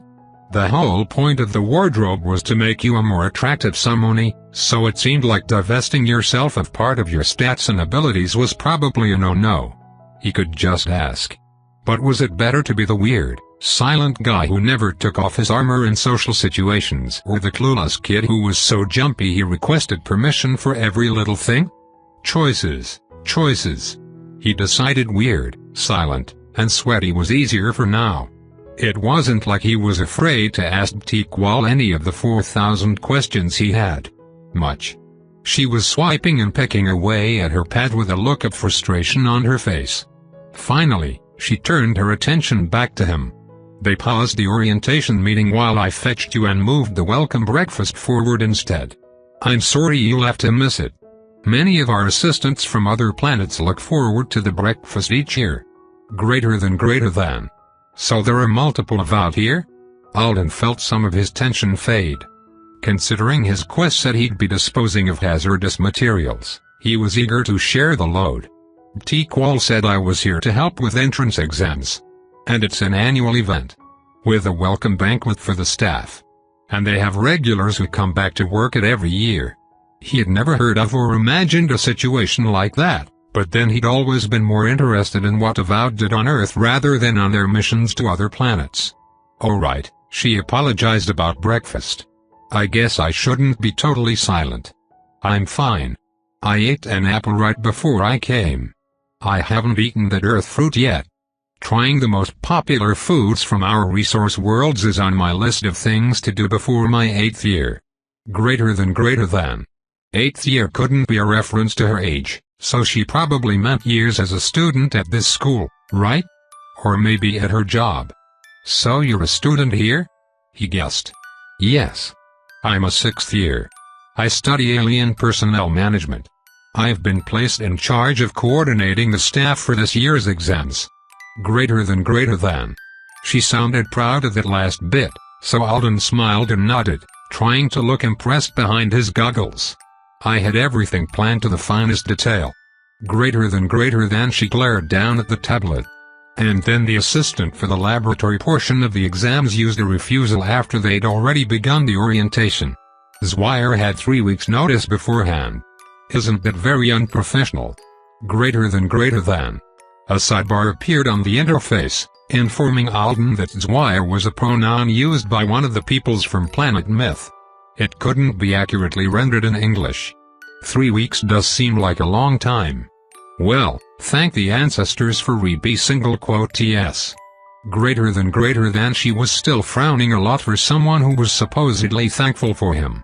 The contract doesn't seem to have your specifications fully analyzed yet. I saw that you were new when it recommended you for the assignment, but have you not tried your gift on complex life forms? It would be nice to have those numbers. Greater than. What numbers? Obviously she had more information about his skill than he did. Which didn't seem fair. Would the system get mad if he tried to peek at the tablet? I haven't tried anything alive yet. It had occurred to him that it might work. In fact, he was thinking of it as something of a finale for the power testing. And Bo had an entire page of his binder dedicated to living subjects. But first Alden needed to get his hands on something alive that he didn't mind accidentally killing or mutilating, in case the preservation skill did something gruesome to it. He wanted to start with something that deserved to die. Like a mosquito. And then work his way up from there to the more charming vertebrate animals. Like gerbils and Jeremy. T-Qual turned away from him to stare at the plants they were passing by. At first, Alden assumed it was just her way of ending the conversation, but after a minute, she stopped the golf cart with a verbal command and hopped off. She headed toward one of the carnivorous plants. It had a frog stuck inside its translucent pod. T-Qual tapped a thick silver ring on one of her middle fingers a few times, and a triangle of light about 4 inches long appeared from it. Alden thought it might be a knife, and it turned out he was right. T-Qual swiped it through the stem holding the frog's pod in place, and it fell away from the plant easily. There was an accompanying burnt smell. Note to self, thought Alden. Don't challenge her to a fistfight. She gestured for him to step down and take the pod from her. Alden took the plant by the stem, careful to start walking immediately upon receiving it. He felt his skill activate, and the frog froze in place. The creature had a protective shell on its back like a turtle and bulging black eyes. Where its back feet rested against the base of the pod, they seemed to be blistering. A little weirded out by his horrible new bouquet, he walked back and forth, taking great pains not to leap around wildly. The skill drain was about the same as it had been with the lighter flame. You should deactivate your trait during the exams, greater than said T-Qual after peering at her tablet. You're not very proficient with it I see, and you won't have room to use it well during this assignment anyway. Greater than. Okay, said Alden, still pacing with his frozen frog. What about the lab coat? Yes, it's what made you eligible for this position. Uncommon to find a rabbit with proper skills and specs for the laboratory. Greater than. No, I mean, can't I take it off? She frowned. You'll get blown up. Many examinees are stupid and nervous. Greater than. Not during the lab exams, Alden clarified. Can't I take it off for now and then put it back on when it's time? Nudity is frowned upon in an educational setting. Usually. Greater than. I should have gone with weird and silent. I'm wearing clothes underneath. It was obvious, wasn't it? His jeans stuck out the bottom a few inches. Did she think they were part of the gear? That's fine. But don't forget to put it back on. Greater than. I won't. I'll add it to your quest sub-instructions so you don't. I'll be giving you a secondary assignment as well. Your numbers are adequate for the task. You may kill the animal and return it to the ground. Greater than. Alden stopped pacing and looked at the strange frog. When the preservation skill ended, it started wiggling around again. It looked like it was hurt, but he didn't think it was lethally injured. Can't I just free it from the pod? Teakwall gave him a curious look. Why? It will only be captured by another one. Greater than. It might make it. Clerms make an undesirable racket. Give it to me. I'll do it. Greater than. Alden passed the pod with the frog in it over. As soon as he did it, he wished he'd refused. It wasn't part of his quest. If he'd complained once more, Teakwall would almost certainly have shrugged it off and let him do whatever he wanted. Instead, the frog got stabbed with the knife ring and tossed into the planter. Alden wasn't superstitious, but it felt like a bad start to things. And he didn't like how easily he'd given in, when he knew he wouldn't have it home around humans. Great, Alden. Now you feel like shit. About an alien frog. Snap out of it. He took his lab coat off and climbed into the golf cart again. While they finished the trip to their destination, Teakwall happily chatted about last-minute details she was taking care of. Apparently, Alden's skill would qualify him to be on call for medical emergencies, so she could send someone else who'd been summoned specifically for that purpose home. This will be the most streamlined our staff has ever been during examination week. Greater than. She also promised to have the standard human necessities package delivered to Alden's room. When he asked why he would need a room, she finally released the full quest information so that he could see it. The job itself seemed okay. The entrance examinations had laboratory requirements, and Alden would be in charge of collecting and disposing of any volatile garbage the aspiring students might make. It sounded like he would be Alden Thorne, super trash collector, for the majority of his time here. And as she had promised, Teakwall had given him a secondary assignment as a resource for university medical staff to call on during emergencies. So he was going to be a super walking ambulance, too. Alden was thrilled to know that he had a legitimate, life-saving skill. The limitations on it meant it probably wouldn't be enough to make him instantly hearable for a hero team. But still, he could help people the same way Hannah had helped him. That was amazing. Only he wasn't nearly as enthused about practicing the skill during an actual medical emergency when he hadn't even figured out its limits. He asked Teakwall if it wouldn't be a lot harder to preserve a whole injured person than it had been to freeze the frog. He didn't have a clear idea what factors affected the skill drain, but just working around with an adult Artonan slung over his back wasn't going to be simple. They were a few inches shorter than humans on average, but Alden didn't have any idea what they weighed. And what if the person who needed medical care was a bodybuilder? And Alden didn't think he was going to have a panic attack at the sight of blood and guts, but what if he did? His only real-life experience with that had been dulled by Hannah's magic. But Teakwall dismissed his concerns one after the other. I doubt they'll call on you anyway. Last year, the medical team spent all of their time sitting around drinking Wevy in the lounge and gossiping. It's inefficient. So much better to have staff doing double duty. Greater than. Alden wondered if Teakwall was actually making reasonable decisions or if she was being a little blinded by her own obsession with streamlining. But she didn't seem to be the only person in charge, so maybe it was alright? Alden's double quest assignment came with a list of dozens of Artonans who were allowed to give him instructions. They all had priority ranks, too. Thankfully the system would just tell him when he was given an official order rather than making him memorize who all these people were. He was also getting paid well.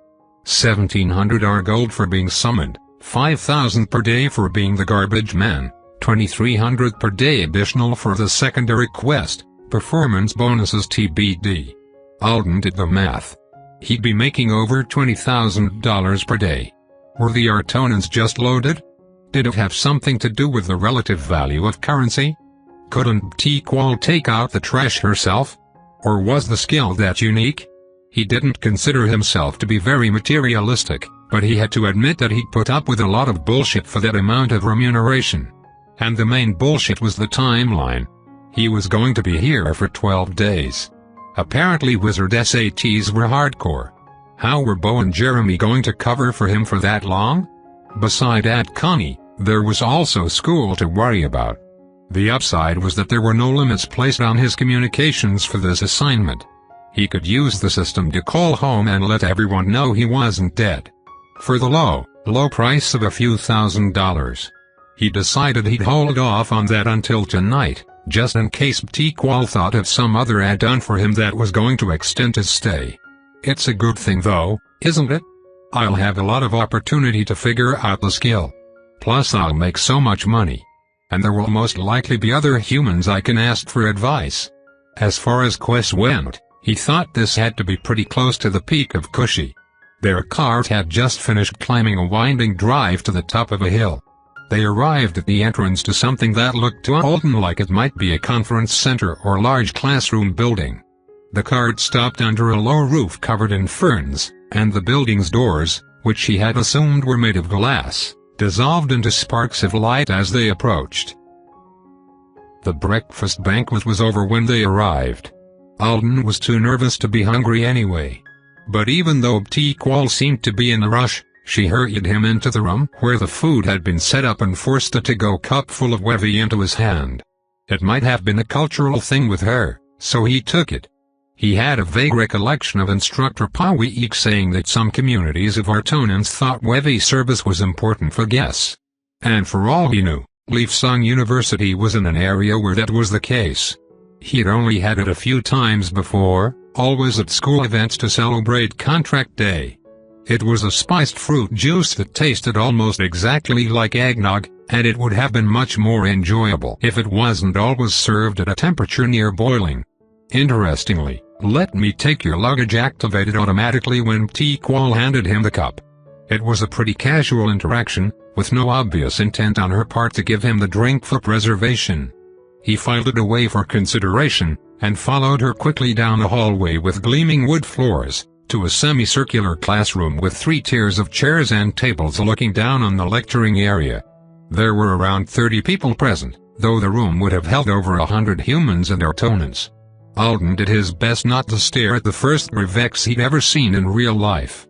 They looked like giant hairless panthers with their joints bent the wrong way, and 3 of them were lying on top of the tables at the back of the room. They all had on helmets with reflective visors and vests made of thick, interwoven straps.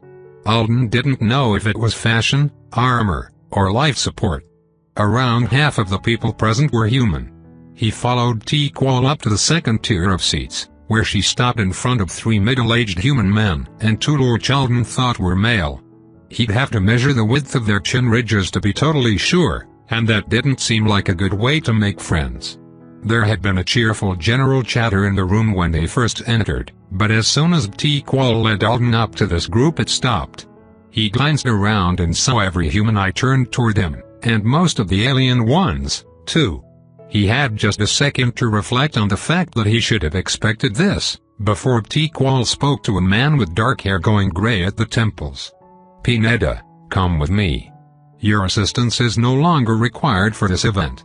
Greater than. For a moment, the man looked almost panicked as he glanced from T-Qual to Alden, but he tamped it down quickly and stood with a smile. "Guess I get to go home and relax now." Greater than, he said, pulling a small rolling suitcase out from under the table. His friends were not smiling. In fact, the short, heavy-set one looked like he wanted to fight somebody. His nostrils were flaring, and the stare he leveled at T-Qual made Alden's hair stand on end. And Alden didn't know what an angry Lorch looked like, but he was guessing the cobra sway thing they were both doing with their heads was some sign of malcontent. Pineda leaned over and clapped the 2 humans on the back. He made an unusual double-handed, cross-armed wave at the Lorch. Then he turned to Alden to shake his hand. "Congratulations. It's exciting to see a boy your age joining the medical team. Hope I'll get to work with you next year. These guys will make sure you have a good experience." Greater than. "Thanks," Alden said, shaking his hand awkwardly with the arm that was holding both goggles and lab coat. "I would love that." Oh God, he thought. "I'm taking your job, and I'm probably not even qualified, and your friends look like they want to beat my ass for it. Peanutto was being cool about it, but he had to be cool. What was he going to do? Pitch a fit? At best, he'd be blacklisted by the university and never get summoned for this gig again. And T-Qual clearly did not care that half the people in the room looked either sad or pissed off. Alden didn't know if she had bad social skills or if she just had no reason to pay attention to the atmosphere among the Artonan servants. Even worse, she gestured at the seat Peanutta had just vacated, clearly indicating Alden should take it. There were plenty of empty seats in the room. One's not surrounded by people who were shooting him death glares. He stared longingly up at the Grivex, as he squeezed down the aisle toward Peanutta's chair. He could sit with the giant panthers. Or they could eat him. Either way, he'd be out of his misery. Instead, he sat down awkwardly between the stocky guy who was breathing hard and staring at T-Qual's retreating back with murder eyes, and the other man, who was wearing a full three-piece suit and an expression like he'd just watched his own father being kidnapped. Whispers went around the room when T-Qual was out of sight, and Alden did his best to feign an avid interest in his cup of wavy. He kept sipping it, ignoring the fact that it was burning his tongue, in hopes that this orientation meeting would start and he wouldn't have to talk until he'd gotten his bearings. He stuck out like a sore thumb. The other human avowed were all much older than him. The next youngest were a pair of women who looked like they were in their mid to late 20s. And everyone was well dressed. A few, like the man in the suit, had gone with business wear from Earth. But most were in muted earth tone outfits that had a distinctly Artonan feel to them. A few people had accessories he thought were magical pieces, but the only person wearing a recognizable set of gear was a woman around 50 he'd noticed when he entered. She had on the black tunic and pants he'd bought himself from the wardrobe, the set for housekeeping. And then there was Alden, wearing the jeans and t-shirt he'd fallen unconscious in hours ago, and carrying the lab coat. He really hoped T-Qual made good on that promised necessities package. And that she considered clean underwear a necessity. Or it was going to be a rough couple of weeks. "What talents do you have?" asked the sad-looking guy to Alden's right. "We thought she was only replacing that Mithan who panicked after hearing who was in charge of labs this year, but you must be getting double work?" He had an Anisidran accent. "I have a preservation skill." The guy frowned. "I guess that makes sense if it works on people. Peanutta specializes in safely slowing bodily processes." "He's a healer?" "Great." T-Qual replaced an actual healer with me. A D rank 1. He put everything he had into being useful for emergency medicine. That was interesting. Except for rare S ranks, healers couldn't just instantly fix people. Many of their spells were long, and their skills were taxing. So someone who could make an urgent case slightly less so for them was always going to be valuable. I wonder how my skill would mesh with that? Not as well as Peanutta's probably. Another avowed wouldn't be able to heal the person he was preserving while he was using the skill. It would be better for transporting people to a healer than helping when one was already available. "What's your class?" Greater than the angry one demanded. Alden tried to smile politely. "Rabbit." It should have been obvious based on the fact that he'd been flash summoned for this, but maybe it wasn't. "Fucking pet." Greater than the man spat. "Wow."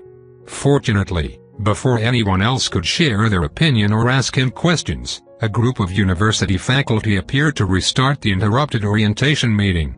Kind of weird how I've been on 2 different college campuses in as many days, for reasons that have nothing to do with my education.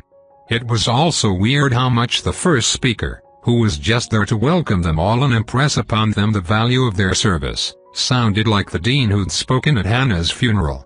Nice, but in a way that made you think they'd had their personality sucked out and replaced by a bunch of politically savvy greeting cards.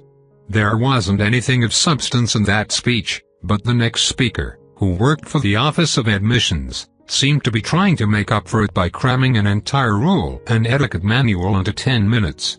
It was all really obvious stuff. Alden assumed. But maybe some of the advice was relevant to certain species and not others. He couldn't imagine many of his fellow humans scent-marking university property. The only things of real interest he learned were that they weren't allowed to associate with the incoming students outside of their scheduled examinations, that they were allowed to use a number of very cool campus facilities in the evenings, and that they would have an enforced sleep schedule appropriate to their individual needs. They would literally be given knockout drugs and ordered to take them at a set time if they weren't already sleeping. Apparently this was standard. Nobody but him seemed to find it unsettling. The rule book would be available to them through their interface at any time, and any infraction would result in a lifetime ban from the university and its affiliated institutions. Judging by the uncomfortable looks and the creaking of chairs as people shifted in their seats, this bothered them all much more than the sleep requirements. Afterward, they broke into small groups depending on where they would be working. Alden couldn't meet with the medical team and the lab team simultaneously. He was relieved when an Artonan professor with so many tattoos he looked like a living circuit board waved him over insistently and took the decision from him. The lab group looked less stressful anyway. He and one of the Gryvics seemed to be the only assistants. The professor was abnormally tall and lanky for an Artonan, and the dramatic impact of his full wizard's garb was marred by the fact that he'd stuffed all the pockets with food from the breakfast. Something that looked like an oversized churro was staining his pants with grease. Instead of a tablet to help him interact with the system, this man had a lens over one eye that seemed to serve the same purpose. He flicked his fingers, and the eye with the lens darted rapidly back and forth, completely independent of its neighbor. "Alden, my darling rabbit," he said in flawless English. "So happy that we'll be working together. What a nice skill you have. You're my savior. You must let me give you my business card. Don't bother with the name on it. You may call me Joe." Before he had even finished, his business card appeared in the form of a message notification, and when Alden opened it, he discovered Joe had sent over what looked like his entire CV, plus playlists of his favorite songs, categorized by activity. His real name was Superior Professor Whirly Rodin, which sounded nothing at all like Joe no matter how Alden tried to pronounce it. "He is uneven," Alden noted. It wasn't as much as the Voras had been, but it was noticeable. Meanwhile Joe was telling the Gryvik to call him something that sounded like a death scream. The Gryvik repeated it as a high-pitched yowl that made Alden's spine crawl. "I'm so happy to meet you both. Alden, sweetheart, I see you bought my coat." He pointed at the lab coat. "I was on the committee that decided it should be included in the wardrobe decades ago. It hasn't been nearly as popular as I imagined it would be.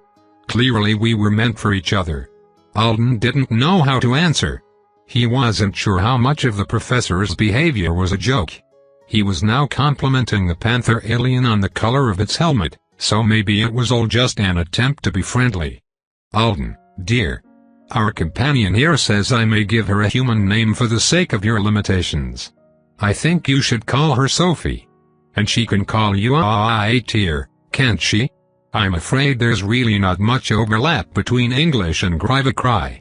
"Sure," said Alden. This whole conversation felt like something out of a dream already, so why not? "Nice to meet you, Sophie. I'm pleased to slaughter problems with you." Greater than Sophie shrieked, nodding her helmet. Joe sighed. "If only we could slaughter the examinees and devote our time and talents to more interesting pursuits. Alas, my parole won't allow it. Come. Our lab awaits." As they left, Alden glanced over his shoulder at the woman in charge of the medical team, trying to catch her eye. Shouldn't they schedule a different time to talk? But she was deep in conversation with her group, and she never even looked his way. Well, maybe it's not necessary. If there was an emergency, all he could really do was pick up an injured person and carry them in the direction someone told him to. He had taken a first aid elective in middle school, but he doubted that would come in handy. Did CPR even work on Artonans? Professor Joe led him and the Gryvik to the basement, and then through a series of dimly lit hallways to a stark white room the size of a football field. There were 75 large lab tables set up, covered in identical sets of equipment. Most of it was utterly unfamiliar. All Alden recognized were burners, beakers, scales, and tongs. And even those were oddly designed. "Let's see," said Joe, cracking his knuckles and narrowing his eyes at the tables. Yes, it's the same crap setup they used to have. How they expect to inspire and stimulate the youth with this kind of hand-holding, I don't know. Do you see those irradiators? So many safety features that there's no room for student creativity. He was pointing to a line of large ovens at the back of the room. Come this way, Alden, he said. We have to fix it. Should I target you? Alden asked. With my skill? Oh, no. Not at the moment. Though you can if you like. Actually, I'm very interested in that skill, my dear savior. That particular limited edition gem is perfect for lab work, but not for this sort of lab work. The obsessed honors student from the personnel program is so focused on minimizing costs that she's crammed you in because you'll be adequate at 2 different jobs rather than ideal for either one of them. Very stressful for your first assignment, I would think. Oh, said Alden. He was simultaneously worried that he was going to fail hard and relieved that someone in a position of authority seemed to be aware that Teakwall didn't care much about his suitability for the assignments she'd given him. Why is my skill bad for what we are doing here? Excellent question. It's the entrustment. Your ability to halt volatile reactions instantaneously and completely is dreamy. I wish I could do it myself. But the fact that someone will have to willingly give the dangerous substances over to you is a complication for today's job. I thought I would mostly be hauling away trash. How dull. There will be a bit of that, but you and our angelic Sophie are here to prevent terrible catastrophes from killing off the aspirants. Isn't that exciting? I've done this before. I'm usually in charge of monitoring students at the irradiators. Greater than. And so you shall be today. Unless Alden and I make a mistake, and then it will be your job to throw yourself on the grenade, so to speak. Alden stared at Sophie in alarm, but the Gryvik was making a choking sound that his interface set was laughter. So that was good. Now, Alden, it's best for you to think of the students as revolting, arrogant little pukes who can't hold the idea of their own failure in their head for even a moment, the professor said. Especially the ones in the first 6 sessions. They are all trying to test out of the introductory courses. Ha! As if I'd let them. Joe crouched down beside the nearest lab table and opened something that looked like a mini fridge. It was full of bottles, jars, and pouches that contained powders, liquids, and shavings of wood and metal. A few even had whole dead animals inside them. I will do my best to strike fear into their hearts when they first arrive, to impress upon them the importance of giving you their heinous failures when they are told to. However, we mustn't expect them to be entirely rational. This is the sort of school that attracts a lot of, shall we say, coddled geniuses. He started taking things out of the fridge and tossing them toward Alden, who had to drop the lab coat to play catch. He was soon holding an armful of what he assumed were chemicals and magical reagents. Take those to that corner over there, Joe said, flipping his hand. Let's make sure our students have an exciting educational opportunity. Alden did, and on the way back to the next station, he donned the lab coat and grabbed a large metal bin. It looked enough like a trash can for him to be fairly confident that was its purpose, and he wanted to reduce the number of thrown objects if possible. He set it next to Joe, who was clearing an entirely different set of ingredients out of the next mini fridge. How do you score an exam when everyone has different supplies? Alden wondered. You look gorgeous, Joe said, beaming at the lab coat while he stuffed things in the bin. Even though he'd said it wasn't necessary, Alden went ahead and targeted the professor. He seemed like the kind of person it was best to be over-prepared for. Joe had given Sophie an assignment of her own. The panther-like alien was going from table to table, carefully rearranging some of the equipment with her claws.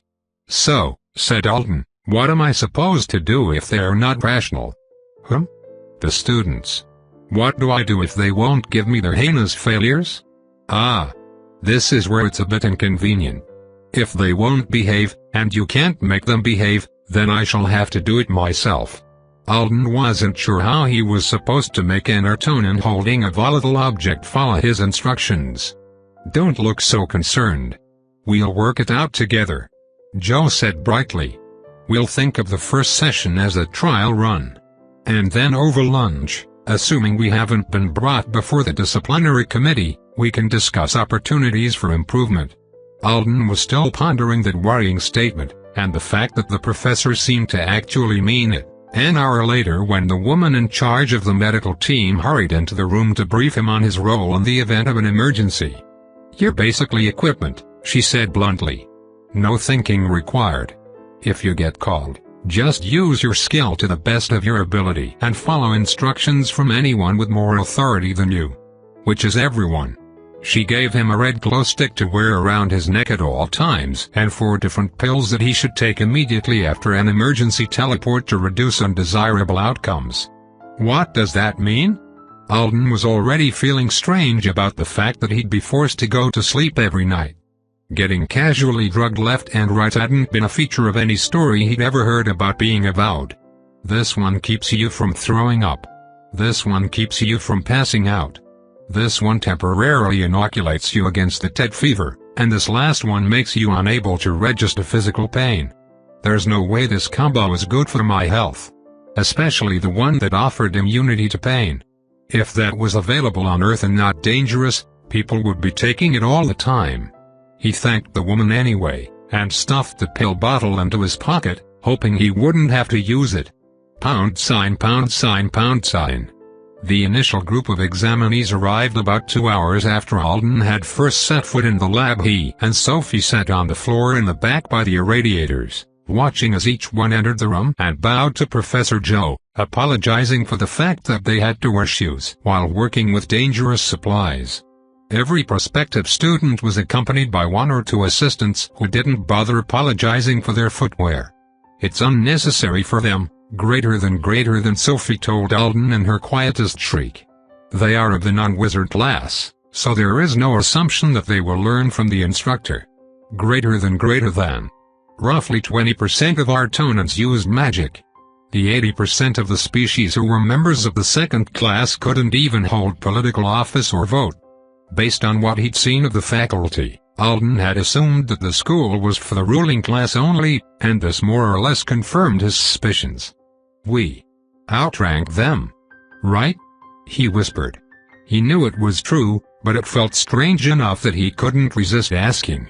"Naturally, greater than," said Sophie. "A servant with power is more valuable than one without it. Greater than. Alden kept telling himself that just because a way of life was alien didn't mean it was wrong. But it still bothered him when he accidentally met the eyes of one of the assistants and the man gave a nervous half-bow, as if afraid he might have offended Alden. To Alden's surprise, the examination actually began with a lesson. Joe walked the length of the huge room slowly, talking over their assignment and explaining what they were expected to produce. Frustratingly, the system didn't translate a single part of the lecture, not even when Alden quietly asked it to. He had taken the Artonan language intensive, and the logograms course. But it was only a beginning. He was good enough to pronounce and understand his word chains and order off menus. But this lecture was about theoretical magic stuff, and he had almost no idea what the professor was saying. He caught every dozenth word and tried to piece something reasonable together out of it. Joe peppered his speech with a lot of references to anatomy, which at first made Alden think the students might be creating medical potions or devices of some kind. But he gradually came to the conclusion that the anatomical stuff was actually really dirty swearing. The prospective students and their helpers kept blushing and gasping too much for it to be anything else. "Do you understand what they're going to be doing?" he asked Sophie as quietly as he could. Instead of answering aloud, the Gryvix sent him a texting invitation. She could obviously control her interface mentally. In past exam seasons, the students have been asked to produce their own summoning assistive devices for one of the tests they will have later. This professor is unknown to me. He seems to be asking for a higher level of device than usual. Alden airtyped some more questions. Sophie had been working this event for 3 of her planet's years, which was more like 7 of Earth's.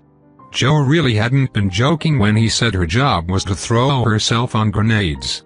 Classes were categorized differently for Gryvix, but based on her explanation, Alden thought she had both heightened speed and extreme regenerative capabilities. The latter wasn't something you really saw with humans, so he was pretty jealous. Purely out of curiosity he asked about her rank, and when the system failed to translate the word she said, she gave a click of annoyance and tapped one of her feet 4 times against the floor. 4?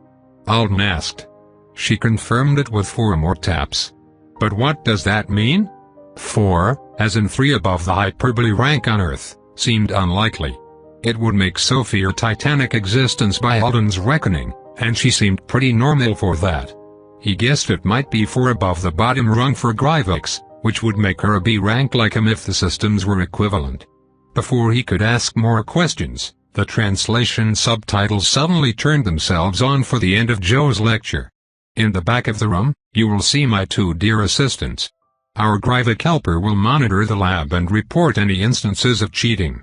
She will also guard the irradiators, and serve as our protector in the event of a catastrophic accident. Our human assistant in the elegant red coat will come to your table to remove dangerous items as I deem it necessary.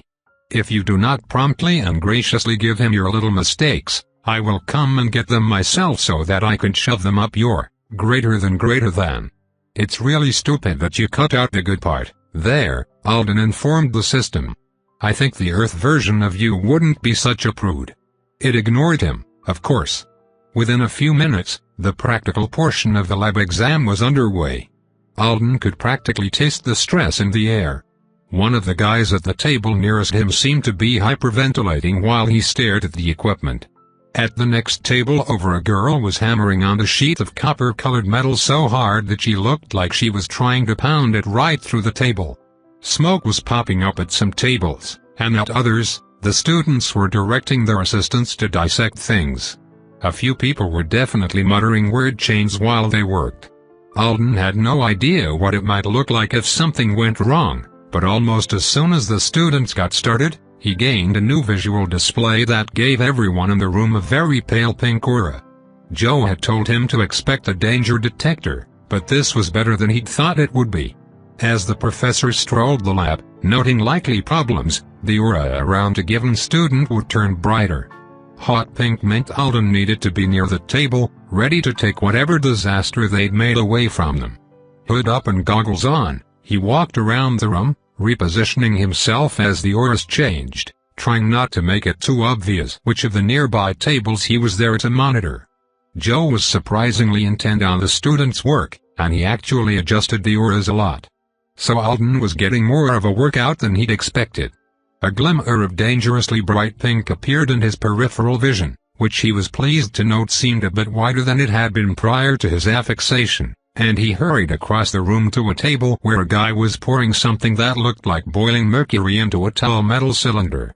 Joe wasn't even looking in this direction, so Alden wasn't sure how he knew there was a problem. The professor was 12 tables away, critically watching over a girl who seemed to be peacefully doing macrame with strips of skin she had taken from the dissected animals. Just a few yards away from Alden, the cylinder made a loud popping sound, and its creator's aura went hot pink. Alden stepped right up to the end of the table and took his hands out of his pockets so that he'd be ready to grab the thing, and the guy gave him a frantic look. The cylinder popped a few more times, and then with a high whine, something like steam began to pour from the top. "Take that, Alden," Joe said calmly. The guy who'd spent the past 40 minutes building the cylinder reached for it as if to protect it, but he was too late. Alden had been expecting interference, so he'd snatched the device the second Joe had finished speaking. Walking quickly away from the table with the now silent cylinder in his hands, he felt slightly accomplished. And tired. The drain from the cylinder was bad. It was worse than either the flame or the frog had been. It was even worse than Jeremy's punch, though he'd been braced for it, so at least he didn't stagger around the lab. Is it because magic is involved? Or does it have to do with the potency of the reaction itself? He had no idea, but he did know he couldn't hold onto this thing for more than a few minutes. He was already saying don't drop it in his head to keep himself focused. He hurried toward a teleportation alcove in the corner. The door opened automatically for him, and he set the cylinder inside, leaping back and holding his breath so that he wouldn't inhale any of the strange steam in the couple of seconds that elapsed before the thing was zapped away. The drained feeling didn't last. As soon as the device was out of his hands, it disappeared. Alden checked his palms, feeling a little paranoid that he might have gotten some dangerous substance on himself, but he didn't think the skill worked like that. Even though he could feel the items he carried, he had realized after holding the cup of Wevy that Teakwall had given him that he wasn't necessarily touching them in the usual sense of the word. There had been a drop of liquid on the outside of the cup that he'd registered as wet, but when he had passed the cup to the other hand, the water droplet was undisturbed and his fingers were completely dry. His current theory was that the tactile sense he had from the items was actually a part of the skill itself, a magical effect that made it easier for him to hold and manipulate them in a familiar way. He scanned the room again, looking for the color he'd decided to call Danger Pink, but the worst he saw was a dark blush. Joe was verbally annihilating Cylinder Guy. Once again, the system was refusing to offer a translation, but this time, Alden got the gist of it just from context and the hand gestures the professor was making. Cylinder Guy was in big trouble for trying to interfere with Alden's theft of his project. Well, it would have been a problem. Just based on the experiments he had done with Bo and Jeremy, entrustment had a lot to do with possession. The cylinder sitting untouched on the table belonged to nobody, as far as the skill was concerned, so Joe could entrust it to Alden from across the room. But if the student had grabbed it first, he would have been in possession of it, and he would have to be targeted and give it to Alden himself. Targeting was no trouble. Alden could do it in less than a second by pointing or speaking. But that didn't matter if Cylinder Guy refused to hand over his toy. Alden guessed he could have made the student drop the thing and then had Joe entrust it to him, but dropping potential bombs seemed like the opposite of what they were going for. The student left the laboratory weeping, his future at the school apparently ruined before it had even begun, and Alden tried to look as unmenacing as possible as he paced back and forth near the person with the dark blush aura. It didn't work. The students at the three nearest tables were staring at him like he was the Grim Reaper. Didn't expect disposing of dangerous materials to make me so unpopular. He blinked in surprise as a notification flashed. Quest assignment, Assist Superior Professor Worley Roden in Lab 7, time to summons, 5 hour, 43 meters, 55 seconds. Note from Summoner, my lab is so much better than this one. You can just walk if you prefer not to be teleported. Don't worry about dinner. I'll feed you. Alden glanced over at Joe. The professor was patting his foodstuff pockets, which was the opposite of appealing. But at least whatever he wanted Alden to do couldn't take too long. They'd run afoul of the mandatory sleep requirement if it did.